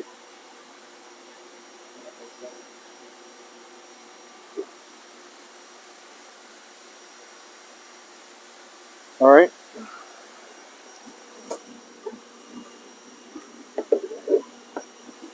All right. Ginrin Kiyutsuri, one of my favorites. I love Ginrin Kiyutsuri. I'll get this one Kiyutsuri in here at the same time. And who is number 3? I'm just going to do the Kiyutsuri. Okay. So, we have Ginrin Kiyutsuri is number 1. Number 2 is the He. He is red. Number 3 is the regular Kiyutsuri, so not Ginrin scaled. Number 1, number 2, and number 3. Number 3, you can definitely see Sumi black coming up on this fish. The black coming up here, black coming up here. Number 1 is the Ginrin. Number 2 is the Kiyutsuri. Number 3 is the Kiyutsuri. Number 1, number 2, and number 3. just reiterate the price again. They're $150 each, guys. I think we should turn this around. So what do you want to do? You want to put this on the other side? So, After. yeah, for the next one we'll do that. How much for all 3? For all 3 of them, so good question. For all 3 of them, you want to do a group buy. So we have, it's $450 here. I'll do it for, I'll go $400 for all 3.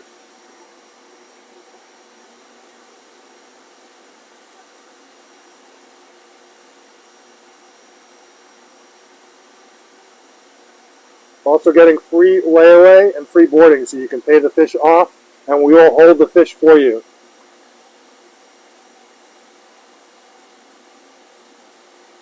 Who is it that asked? Johnson? New customer?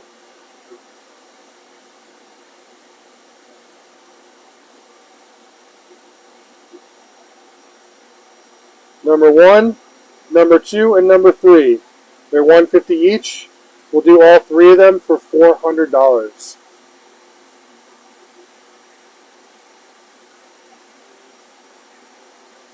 These are from Maruhiro. Definitely very hard to get good Kiyutsuri. I do have Kiyutsuri Nisai and Sansai and Yansai. We have 1 year, 2 year, 3 year, and 4 year old Kiyutsuri, which is pretty rare for us. But I did buy a lot of Kiyutsuri this year.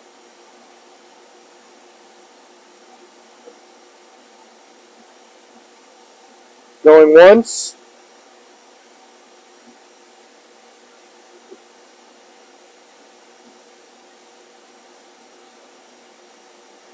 Number 1, number 2, and number 3. Do we have any takers? Going twice. Might have said that already, but Can you say where we are? For Jansen? sorry, I didn't understand the question. Can you tell us where we're from? Where we're from? Yeah. Koi Market? Yeah. So, if you're a new customer, you are on with Koi Market. Koi Market is in Dix Hills, New York. We're one of the largest Japanese koi importers in the country, and we are the East Coast agent for Ornafish, which is the largest Japanese koi exporter in Japan. What we're showing right now are some Maruhiro Tosai. You're definitely welcome to come to our store. In the winter, we have by appointment during the week in the winter. We are open on Saturdays from, I don't know what our hours are on Saturdays, really 10 to 6, 10 to 5, something like that. We're definitely not open till 6 in the winter. We also have our personal shopper, guys. We mentioned it before, but we have a personal shopper where we can do exactly what we're doing now on a one-to-one with you. So we can do it just you and us without everyone else on, and we can show you everything else we have to offer. Aaron Stanton's going to take the whole thing. All right, Aaron's going to take this $400. Thank you, Aaron. Good choice.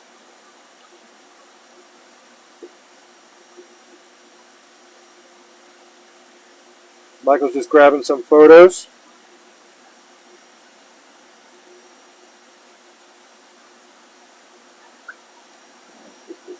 So did you have any headaches when you first started wearing your glasses?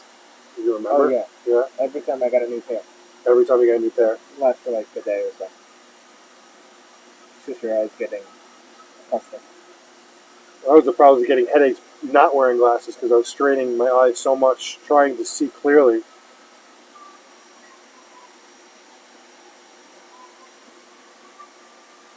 Just taking some pictures, guys, really quickly. I think that's it. Think you're good? All right. Good pics, Aaron.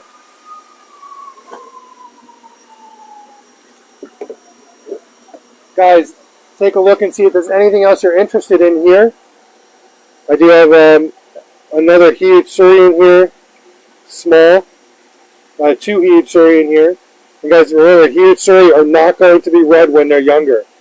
They will not be red. They're going to look like huge Surrey. They're only now just starting to get that red hue on them. It's amazing how the Japanese know the difference. Like they're very good. They have very good eyes, unlike me. So Spring is saying to wear the glasses for a few hours each day and then add an hour or two each day until you are fully accustomed to it. I am just not that person. I think it's a great idea and I should do that, but I'm going to end up either wearing them all day or not wearing them. I just know how I am. David Fodor? Yes, hi David. There was a red/silver that popped in and out of the net. He won. Red and silver. Unless he's talking about the Ochiba. Ochiba? Oh, it was the Ochiba. Yeah. There are a couple of Ochiba here.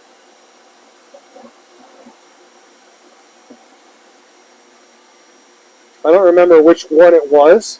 This guy has a very cool pattern on his head. These are Ginrin Ochiba. Okay, number one is going to be this one with the tancho, the brown on the head. Number two is going to be the larger one here. And number three is going to be this guy here. So number one, number two, and number three. Which one were you thinking, David? Number one, number two, and number three.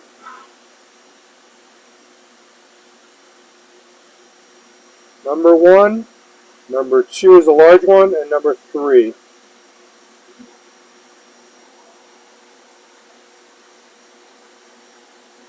Love the pattern on number two.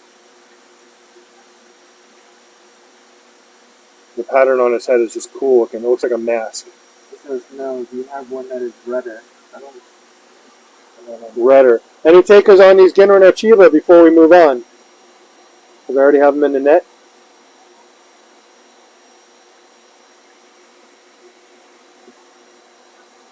Any takers going once? Okay, this is number one, number two, and number three.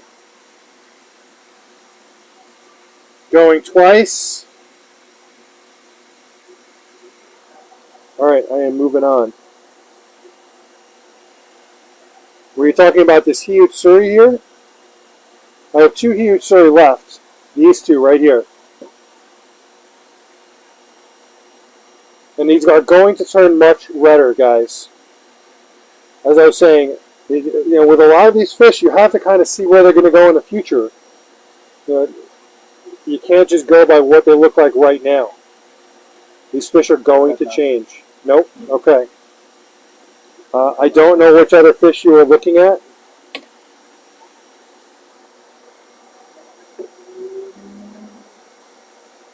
Is it the one that's swimming?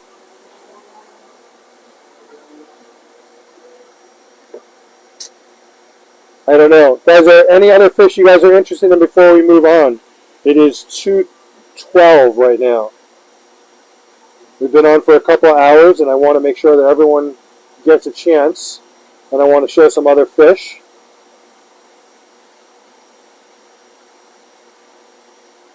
Anything else in here? Otherwise, we're going to move on.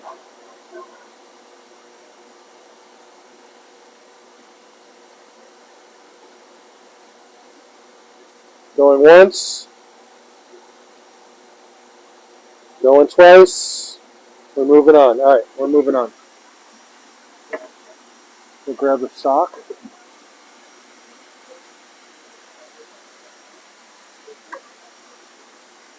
Thank you, Michael. Someone's right here.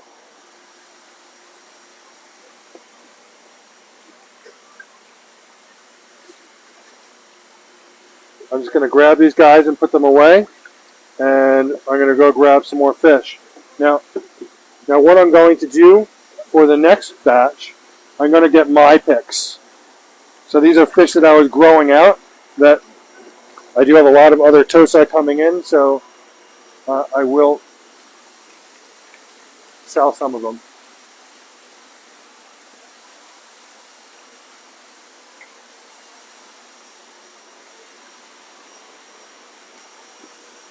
Okay.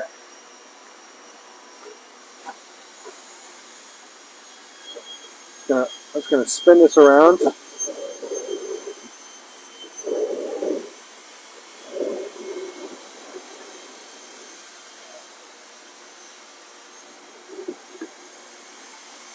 And I'm going to go pick some fish. So just bear with me for a second while I'm looking for fish, guys.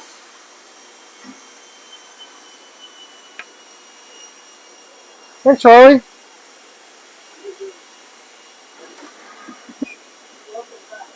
Thank you, buddy. Now, Charlie, my wife has COVID. That's why he's wearing a mask. I tested twice, and it was negative. But, you know, I don't... Okay. I would never forgive myself if you guys got it. So, guys, I'm just going to pick out some fish here. These are from my picks.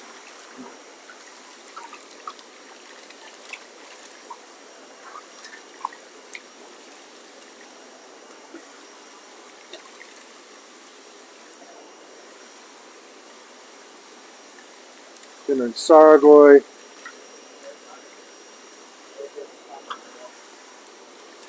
From Yamabuki. What else do we have here?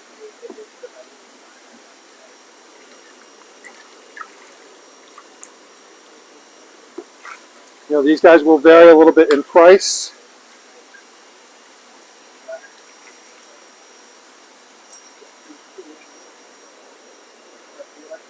You know, I haven't seen, there was one fish that we put in here that was half of one type of koi and half of another. I haven't seen that fish again. It has not come up. We put him in to grow out and just hasn't come up again.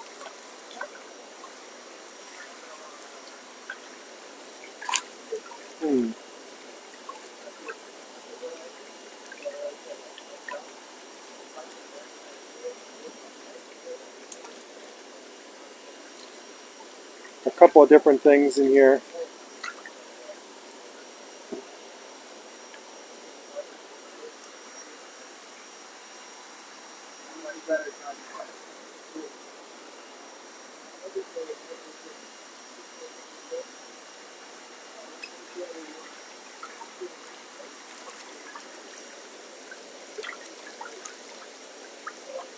These guys have definitely gotten bigger. Michael, you want to put this stuff in the bowl just so everyone has something to look at?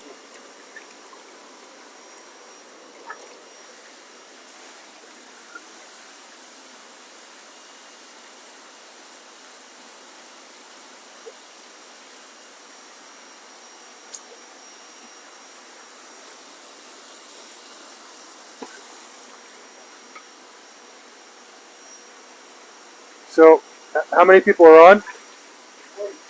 40 people. We have 40 people on. Wow, okay. That's good. We have 40 people on the show right now. Welcome if you're just joining us. I am picking out a couple of fish here. Some super rare Ginrin Saragoi, which, I really just want to grow them out. But if you guys are interested, I will sell one or two. There's some Tancho here, some Ginrin Tancho.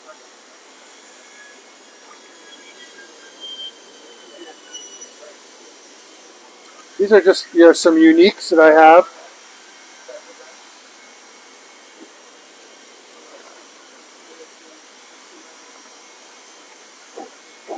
Give me a second here.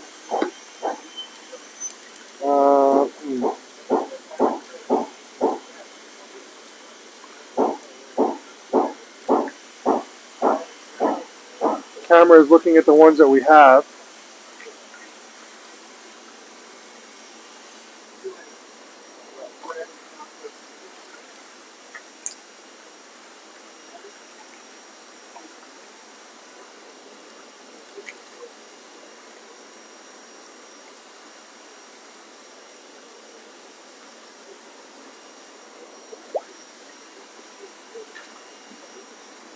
Just give me one more second, guys.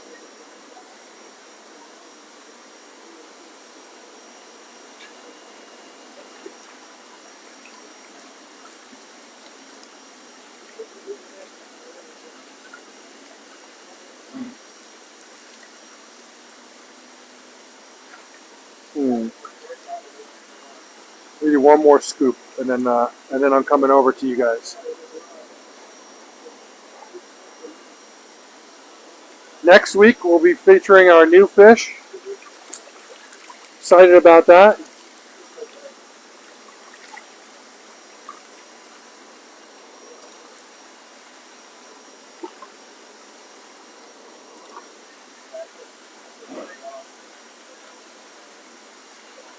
Okay.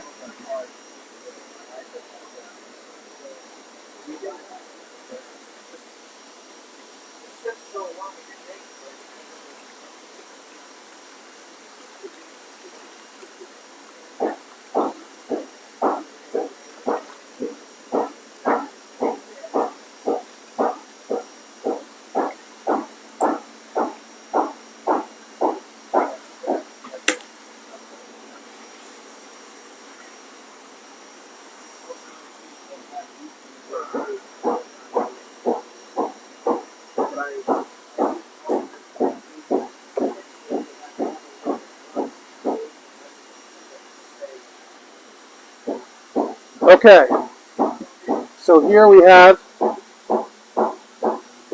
some of these are fish that I put aside to grow out. So we have a nice, unique mix here. I have really nice Showa from Yagenji. I have some Ginrin Tanchos in here. I have 4 Ginrin Tanchos in here. I have 2 Ginrin Saragoi. Guys, it is very, very, very difficult to get Ginrin Saragoi from Japan. Right? Nobody's doing them. I have any. We need the pricing, but I know everything is going to be individually priced. And then David Fodor is saying, how much would the one with the dark red head be, the smaller one? The dark red, you're talking about the Tancho? I'm going to assume that the smaller one, I think. I'm assuming it's maybe that one. this one. I mean, these guys, I think they were I think they were 250. Guys, is this the one you were talking about? These the Ginrin Tancho are 250 each. And then Scott Janko would like to see the one with the black dot. Yep. Yeah, that's a Ginrin Matsu Kawabaki. There's 2 of those in there. This one. These guys are this 250 for the Ginrin Tanchos.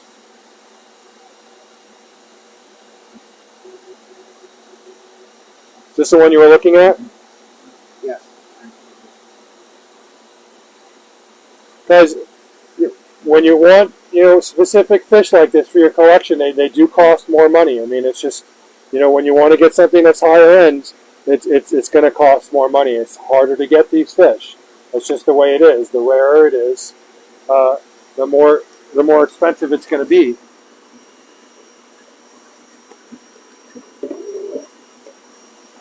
Now, I have Ginrin Matsukawabaki here, and then I also have a Kawari in here that's just very unique. That's the Kawari. Yeah, just has a black dot. All right, so this is the Kawari here. This guy is really unique. Check this guy out. Tantra spot on the head. Perfect symmetrical motor guru and the pectoral fins. Really nice Ginrin. It's a small black dot. I don't know if it's. Just keep that one in there. Just asking if that's the one or if it's not. Is this the one you were talking about?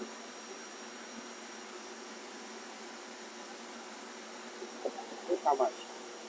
$225.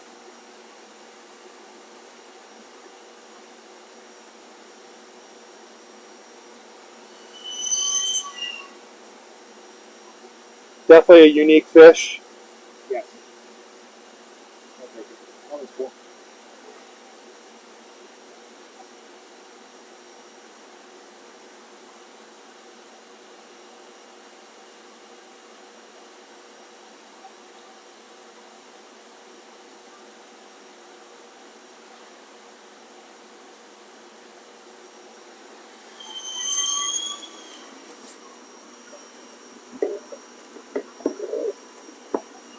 $225.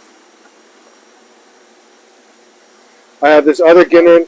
What happened? It's that pass. Oh, Linda will take it. Oh, Linda's taking it. Okay. Linda, it's yours. So there's a little confusion there, but we're all good now. I have a really cool Benny Kiko. Also $225.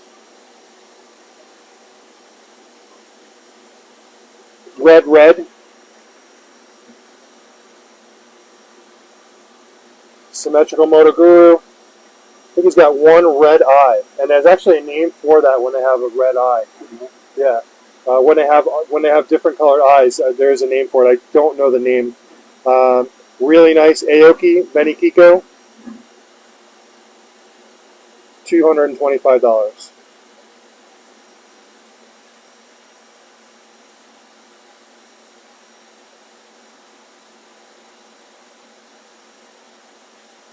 Any takers on this Benny Kiko?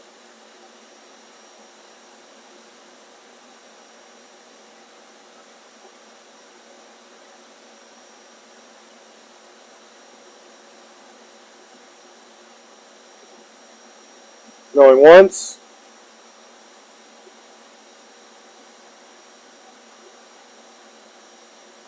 Going twice.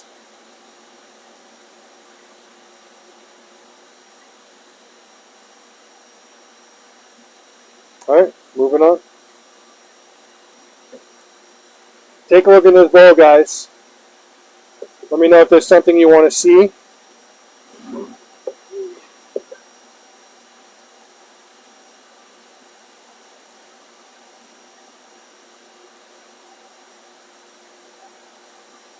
One of the most expensive fish in here is one of the smallest fish in here. How much is the other one with the black dot that you had first in the mix? It's funny, I just said one of the most expensive fish in here is the smallest fish in here. That's Sean Morgina's. Right here. And then Al Norris is asking the Tahaki. This fish is $300. This is a specimen Ginrin Matsukawabaki. The white is super white. This fish is amazing. It's $300. Sean says of course. Huh? Sean says of course. Yeah. So I was saying the smallest fish in here is the most expensive one. Well, there's another fishing that's $300, but you know. All the Sumi black, this black is coming up on this fish, guys. So that's coming up right there, but most of this fish is white. This is going to be an amazing fish in any ponds. It is $300 though. I am not giving this fish away. I am not taking any deals. I should ask for more money. But if you want it today, it's $300. No, that's the hospital in there. Going once.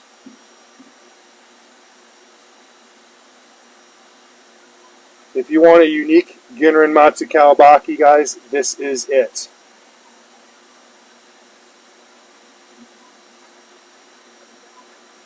He's got a hint of black in his tail, and he's got Black caudal fin. yeah, black caudal fins.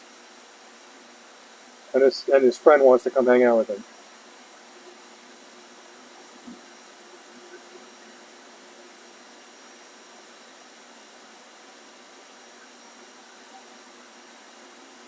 Come on, guys. If you guys gonna let this one go, it's fine. I'll just grow it out. This is gonna go into my private ponds. I don't have a problem with that. Going twice. Guys, don't think about the size on this one. This fish is gonna grow, but it's exceptional. So, all right, we're moving on. Ginrin Saragoi. Guys, oh, the Kohaku, right. So nice Ginrin 3-step Kohaku.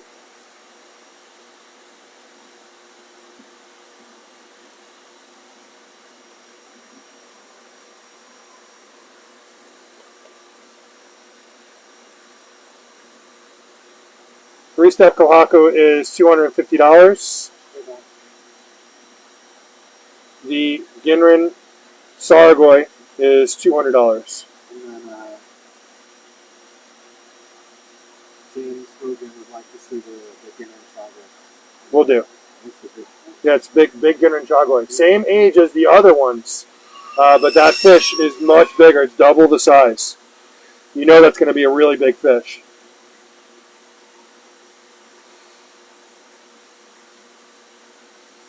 What was it? What was the price on that? What was it? $250 on the Ginrin 3-step Ginrin Kohaku. $200. I said on the Ginrin Saragoi. I definitely will not let Ginrin Saragoi go cheap. I mean, they are super rare, super hard to get.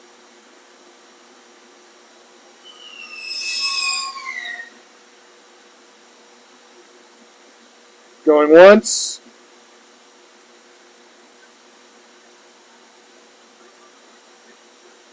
Going twice.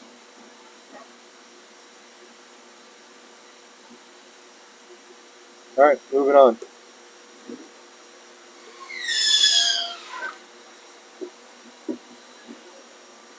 Larger Ginrin Chagoi. It's $250.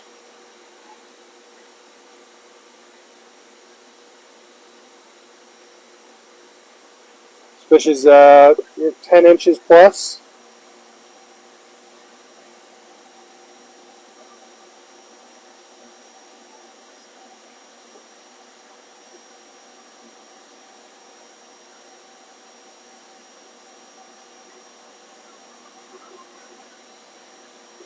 Any takers going once? You guys got to have a Ginrin Chagoi in your ponds. Going twice.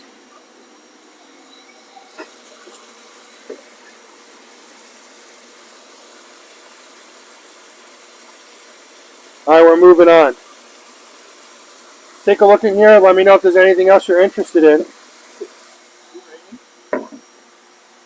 Just a little bit. Just a drizzle.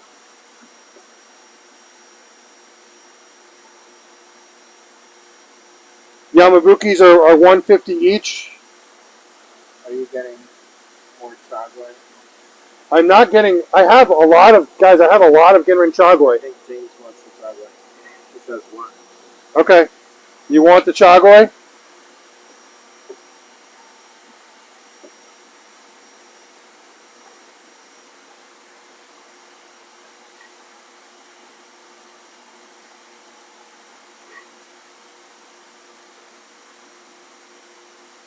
Okay.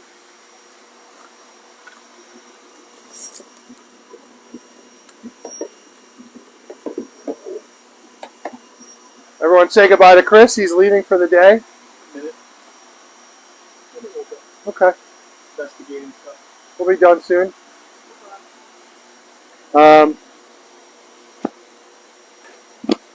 Anything else you guys are interested in? Sean and Regina, I'll chase that little one with the black dot on his head. Sean, this fish is amazing. I love this fish. I can't wait to see how this fish looks in your ponds. This is a nice fish, Sean. I wanted to keep this fish. This one was 300. Thank you, Sean.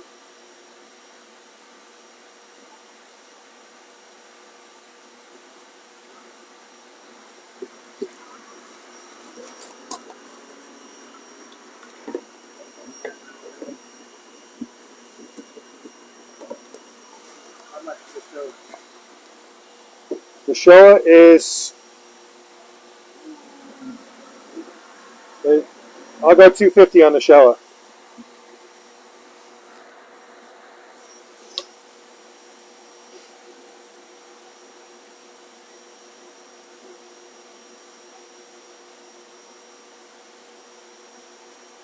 Showa is from Tanaka.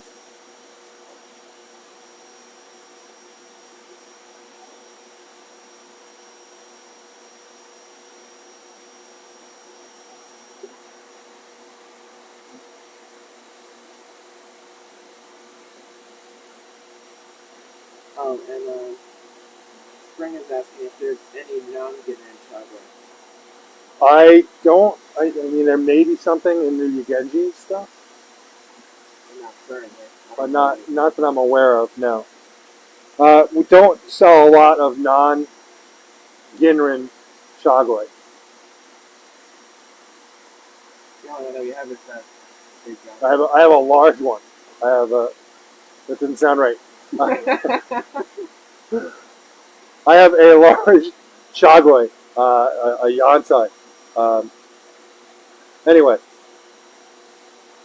Going once on the Showa for 250.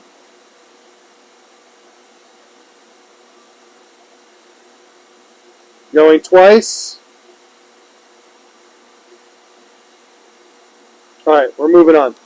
Okay, is there anything else in here before I put these guys back? Take a nice look. We're going to go over here. We're going to go over to the clearance fish after this. Is there anything else in here before we move on? It's 2:35.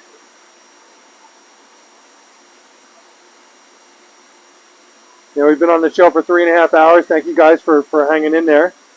How many people are on? 42. 42 people on. Thank you guys for joining the show. If you're new to the show, please say hello. I'm new. How are you? Sounds like a song, but we want to know who you are. All right, if nothing else, then I'm going to move on. So.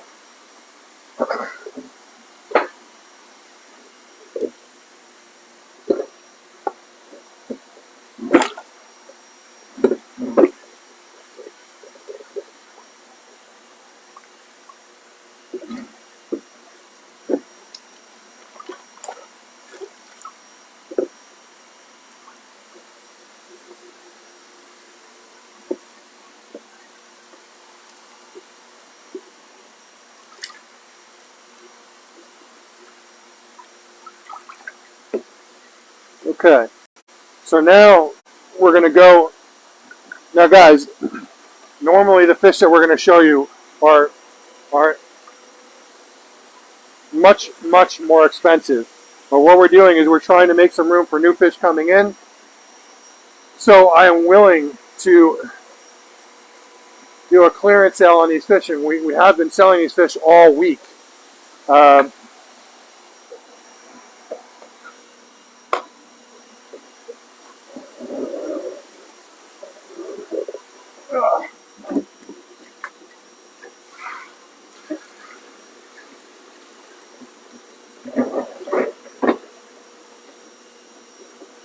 We put a little more gravel in here, I think. Just a little bit too thin. So we have been selling these guys throughout the week. Just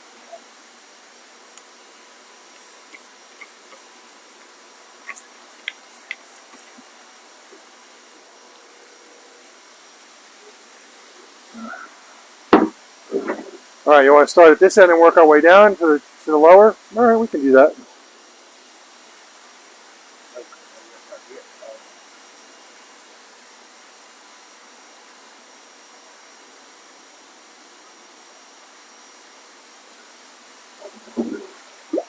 So what I have right now in here, sorry, how to do this with one hand. I have a very, very high-end Kiko. Probably one of the nicest on the East Coast here. Gorgeous, gorgeous Kiko. This fish was going for I think it was going, huh? Michael's going to check, but I believe it was going for around 3,000. Just going to just check our database here.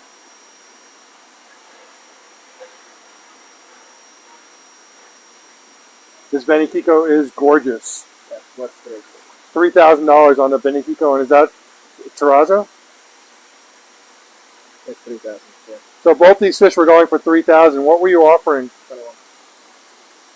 So Michael, the crazy person that he is, during my absence, was offered these fish for $2,100 each, which I can't go back on that. I definitely would not have offered those prices, but he already put that out there.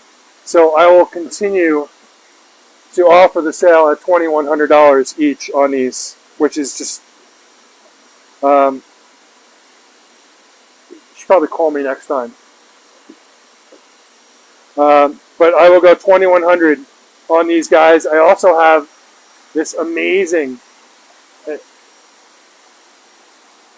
this is a very, very, very rare Deutz Tancho Kikisui. So I'm putting in here, and this one was $3,500. Huh? Well, he's going to tell me the price right now. Hold on. But I know that that fish was also up there.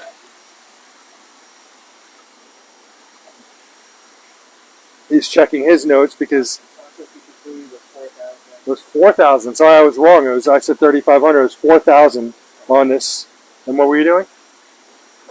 2,500? Are you crazy? Dude. Okay. So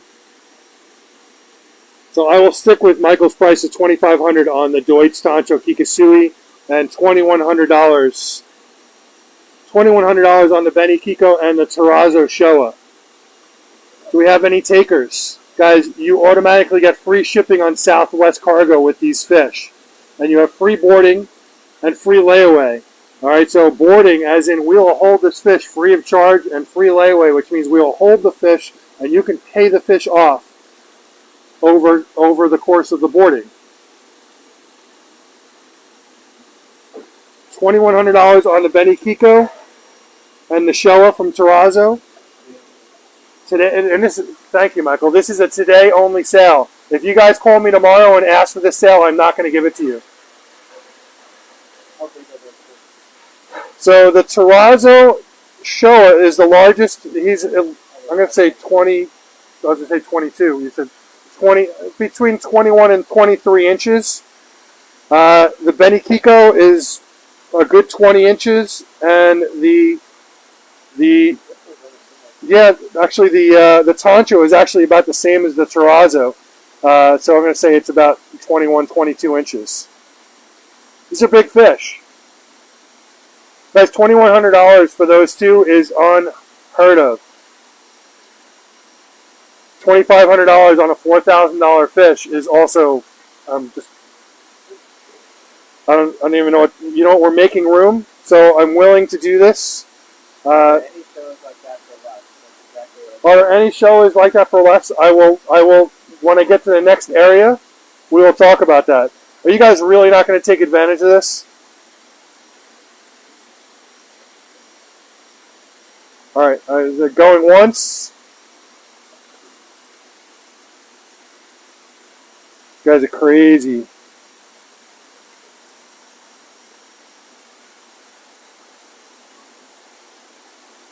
Going twice.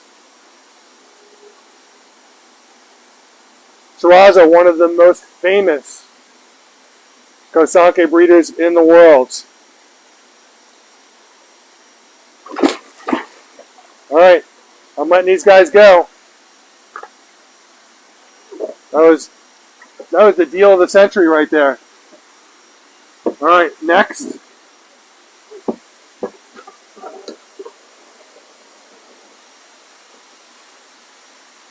Just gonna clear the way. You know what?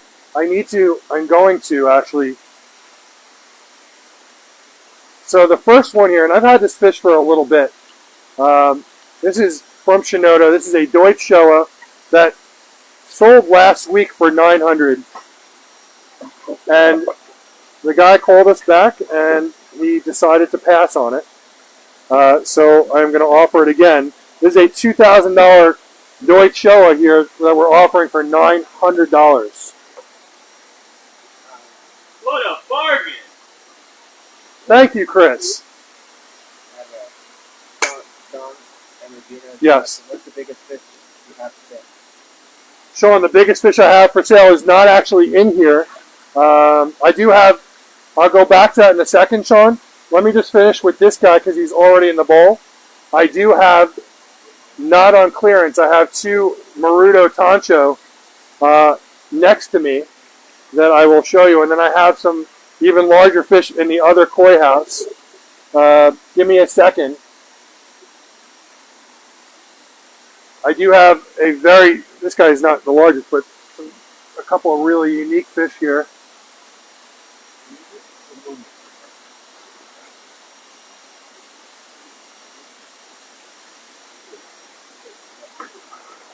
I mean, $900 on this Deutsch Showa is a ridiculous price.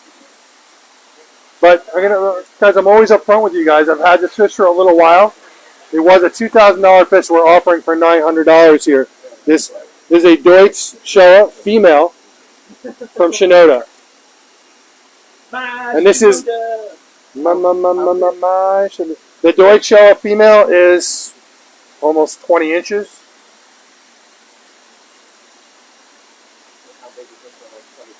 So the Benikiko is 22, 23 inches. I don't know. Did you write it down from last week? I mean, it was originally 3,000. I'll go the same 21. I'll go 2,100 on the Benikiko. Talk to you later, Chris.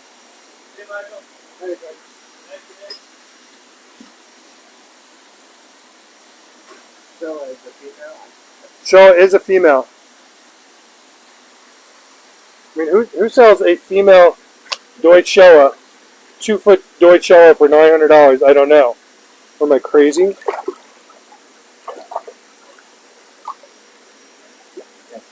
It's female.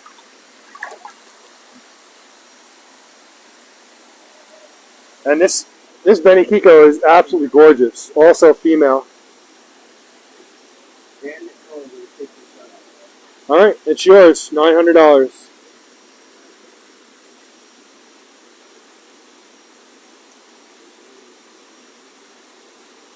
Thank you, Dan.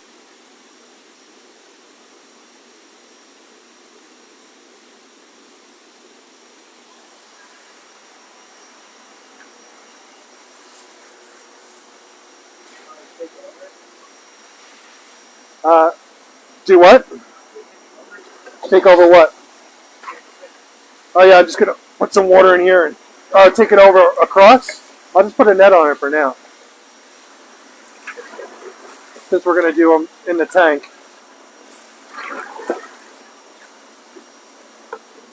Guys, just give me 1 second. Unless someone wants to make me an offer on the Benikiko, I'm open to a realistic offer on that Benikiko. but please be realistic. And I'm not going to be offended. I'm just going to say no. For the $3,000 Benny Kiko from Aoki,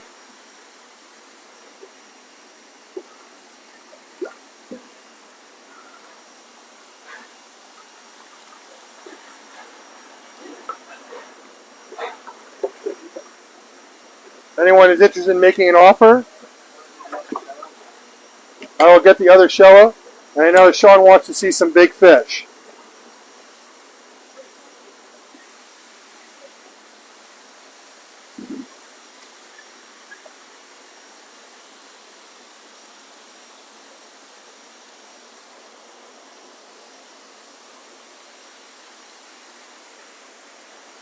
Are these also from Terrazzo?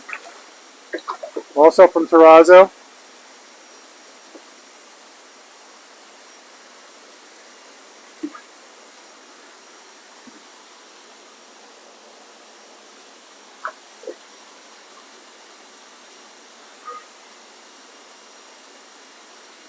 I have a Kohaku from Dainichi.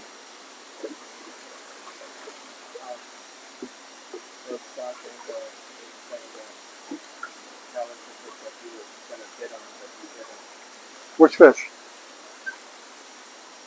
Yeah, I mean, we offered it to everyone. When was he going to bid on it? What do you mean? Because it sold last week.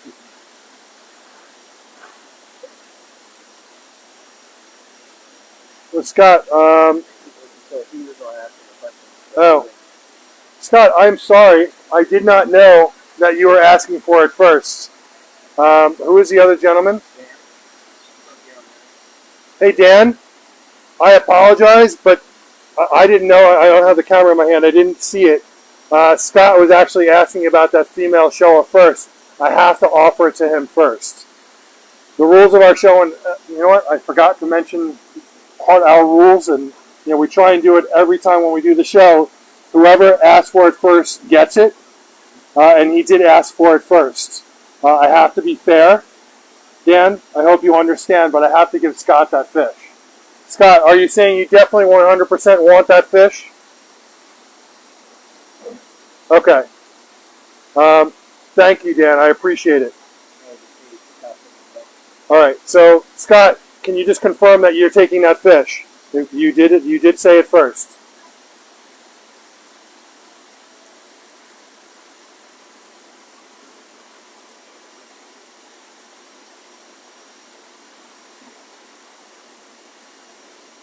You were asking specifically about that fish. Scott?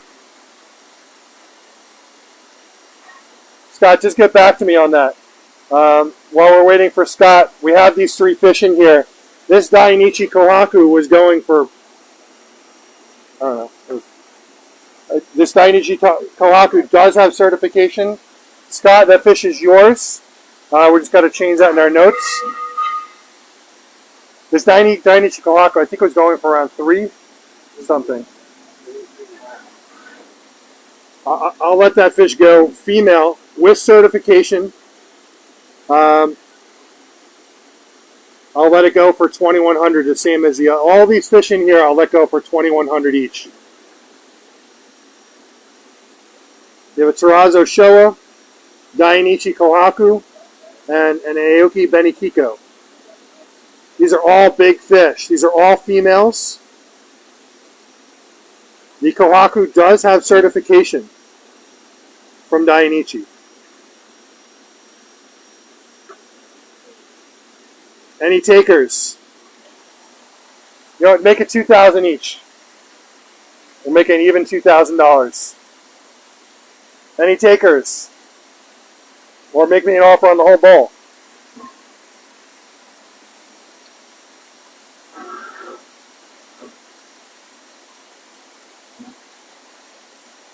Anyone?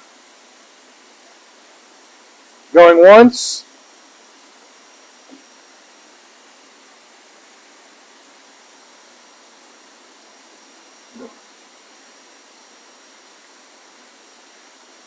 Going twice?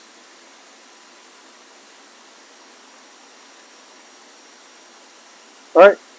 we're moving on. Guys, this is clearance sale prices. These prices are for today only. If you ask me tomorrow, they will not be available at that price. I'm just being honest with you. You know, we're trying to clear some space, but I have no problem keeping these fish. This sale is for you guys. I'm trying to move some fish, but no problem holding on to them.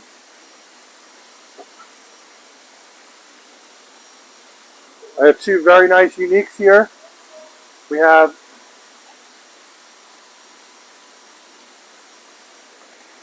a Kin Kyutsuri, very nice Kin Kyutsuri, and we have a Ginran Ochiba here. Here's the Kin Kyutsuri.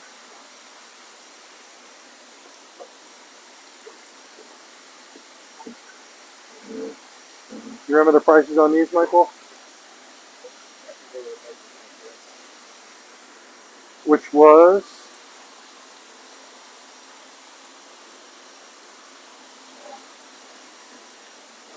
there were three. Okay. Guys, these guys were 3,000 each. There's a Miyatora Deutsch Showa. That was not 3,000. That was 2,000. All right, so guys, I will go 2,000 each on the Kinki and the Ginran Ochiba, and I will go to $1,200 on the Deutsch Showa from Miyatora. This Deutsch Showa happens to be exceptional. It's going to be a very nice fish. See plenty of sumi coming up on this fish.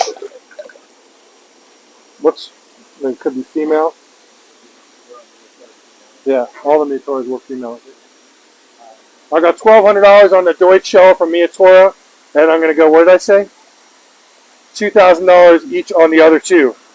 Do we have any takers? Guys, if you're looking for some unique special fish, these are some great deals. You're not going to find these deals anywhere. Definitely saying, want to learn how to look for smaller fish when coloring. The coloring's not good. Would you be able to talk about that in the next show? Or another show? We can talk about it another time, sure. I mean, yeah. Any takers, guys, some exceptional fish at some awesome prices.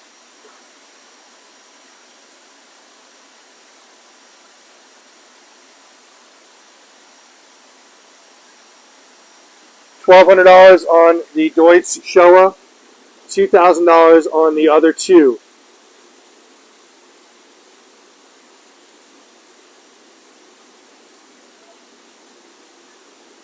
You know, we took a third off, 33% off. It's a 33% off sale. You know, guys, it's an amazing deal.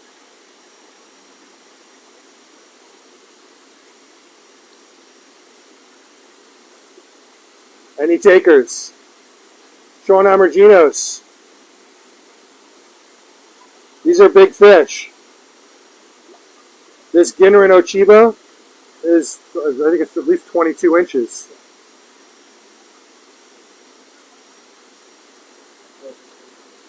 Yep. Everything in here is a female, I believe. No, you know what, the Kinki, I don't think is a female. But the Deutsch Showa and the Ginran Ochiba are females. $2,000.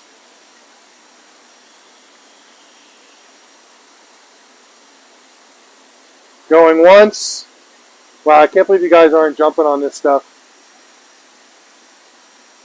Going twice.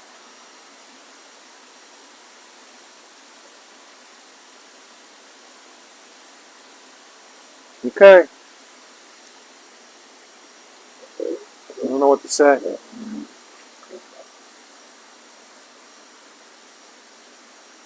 Guys can come back to me later today.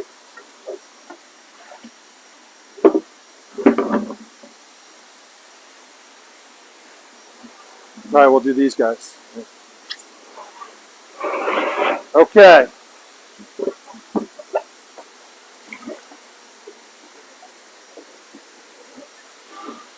some really, really, really nice Ginner and Showa in here, guys. Michael, what were you offering these guys? I'll put it in here. Sorry. Yeah. These guys were going for 15, I think. Oops. Between 15 and 18.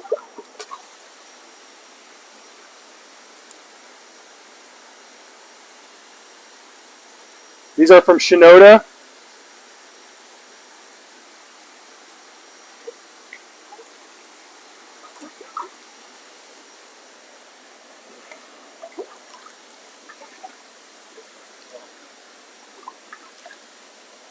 What?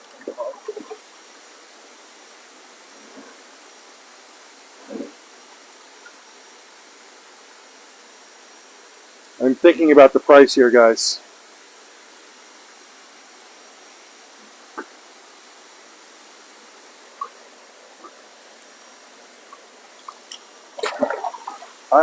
I'll go 12. The best I can do on these. These are exceptional Ginrin Showa from Shinoda. 1,200 and free shipping.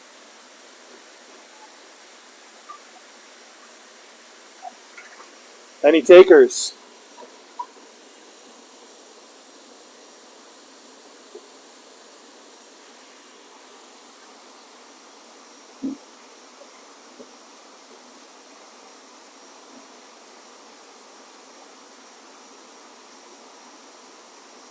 Everyone's very quiet.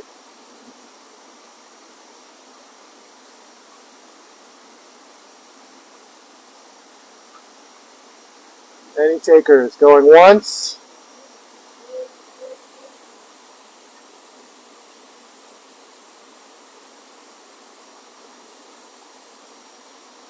Going twice. I'll gladly number them if you guys want me to number them. But you guys gotta let me know if you're interested first.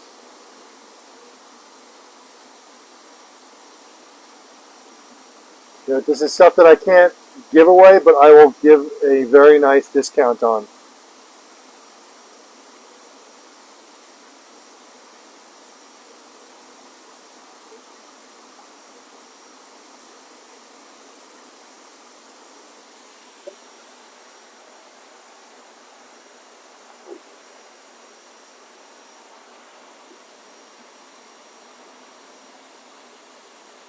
Alright, flash sale. For the next 2 minutes, I will take $1,000 each on these. Flash sale only. Starting now. I'm watching my watch. It's 3 o'clock. Flash sale, $1,000 each. Any takers? What? Until 3:02? Michael said until 3:02. So for the next 2 minutes, we're having a flash sale, $1,000 each, which is crazy. $1,000 each on these guys. Any takers? Let's go here. Who's going to take part in this flash sale?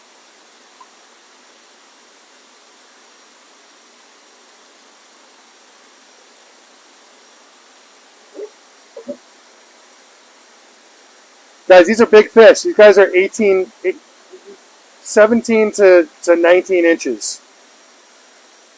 From Shinoda, one of the best Ginner and Showa breeders in the world.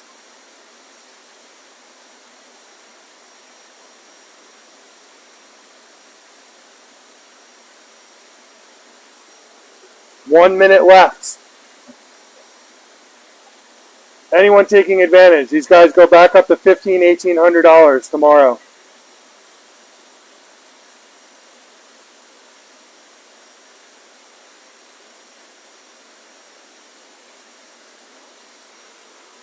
You have 30 seconds.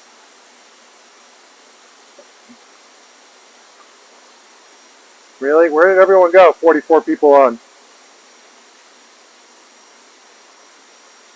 10 seconds. 9. 8. We've never done a flash sale before. 7. 6. 5. 4. 3. 2. One. No more flash sale. All right. All right. I don't know what to say.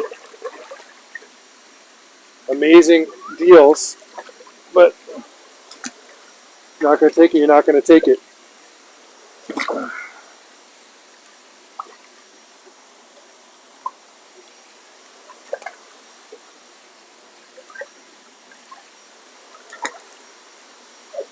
All right. No one's even saying anything. Just being super quiet. Just want to end the show. Is there anything else? This is what I have left here, guys. This is it. I have a few Ochiba, Benikiko, Genrin Goshiki, Tancho Goshiki.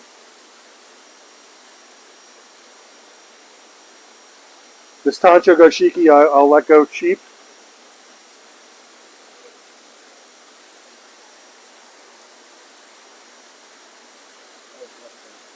What did you offer last week? Michael offered $900 on this large Genrin Tancho Goshiki over here. I'll take 7.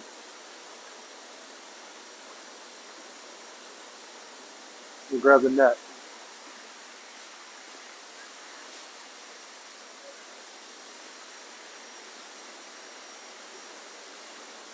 Genrin Tancho Goshiki, $700 today, right now. $700. Going once. Gonna do this quick. If you don't want it, fine.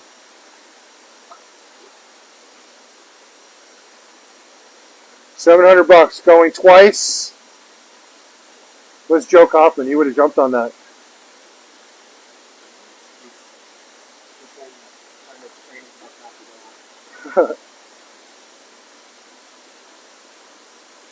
Last chance, $700. Guys, this is a $1,500 fish originally. $700 right now.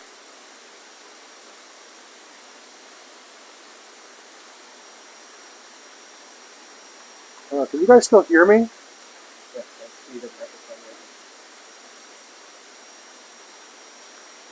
All right, moving on. How much did you offer this guy for last week? 700? 900? Michael offered this for 900 last week. This was, what, 1250, I think? This 3-step Genrin Goshiki.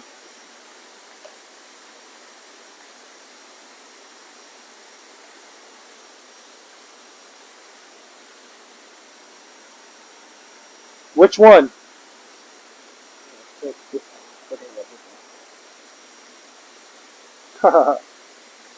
Is there something you want me to bring back? The Tancho is going for 700. I will take 800 for this fish.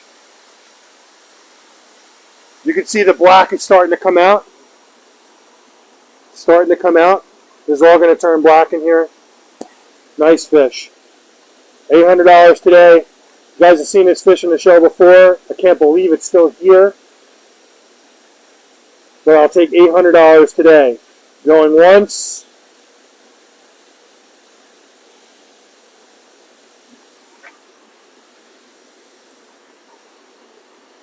Going twice. Come on, guys. You guys are killing me. These are amazing deals.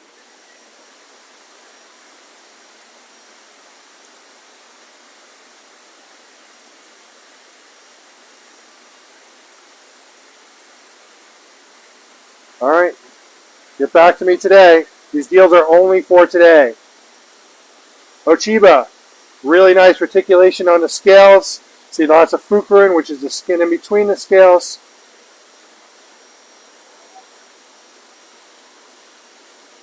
How much were you offering this for? This one was he's offering 900. I'll do 800 today. $800 going once. You guys aren't jumping on anything I'm offering, so I'm going to end the show for today.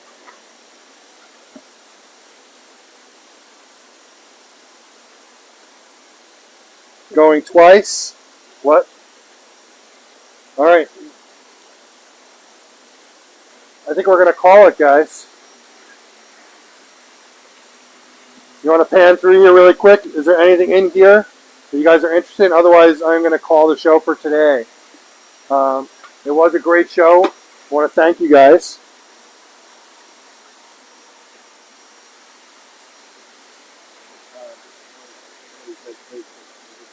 What was that?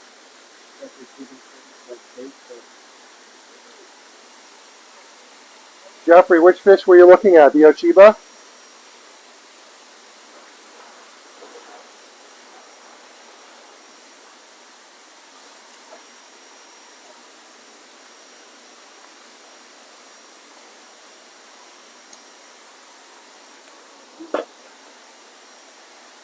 Looks female too. Yes. All right, this Ochiba is yours, $800. Thank you, Jeff.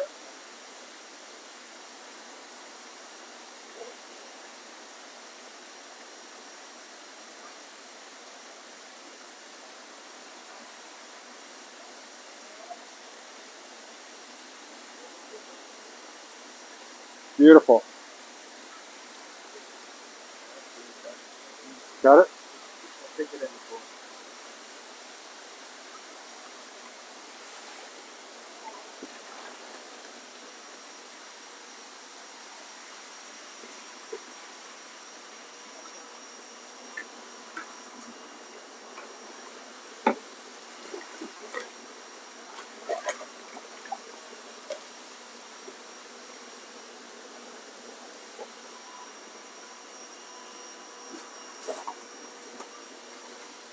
All right, guys, unless there's something else that you guys are interested in, we're going to call the show for today.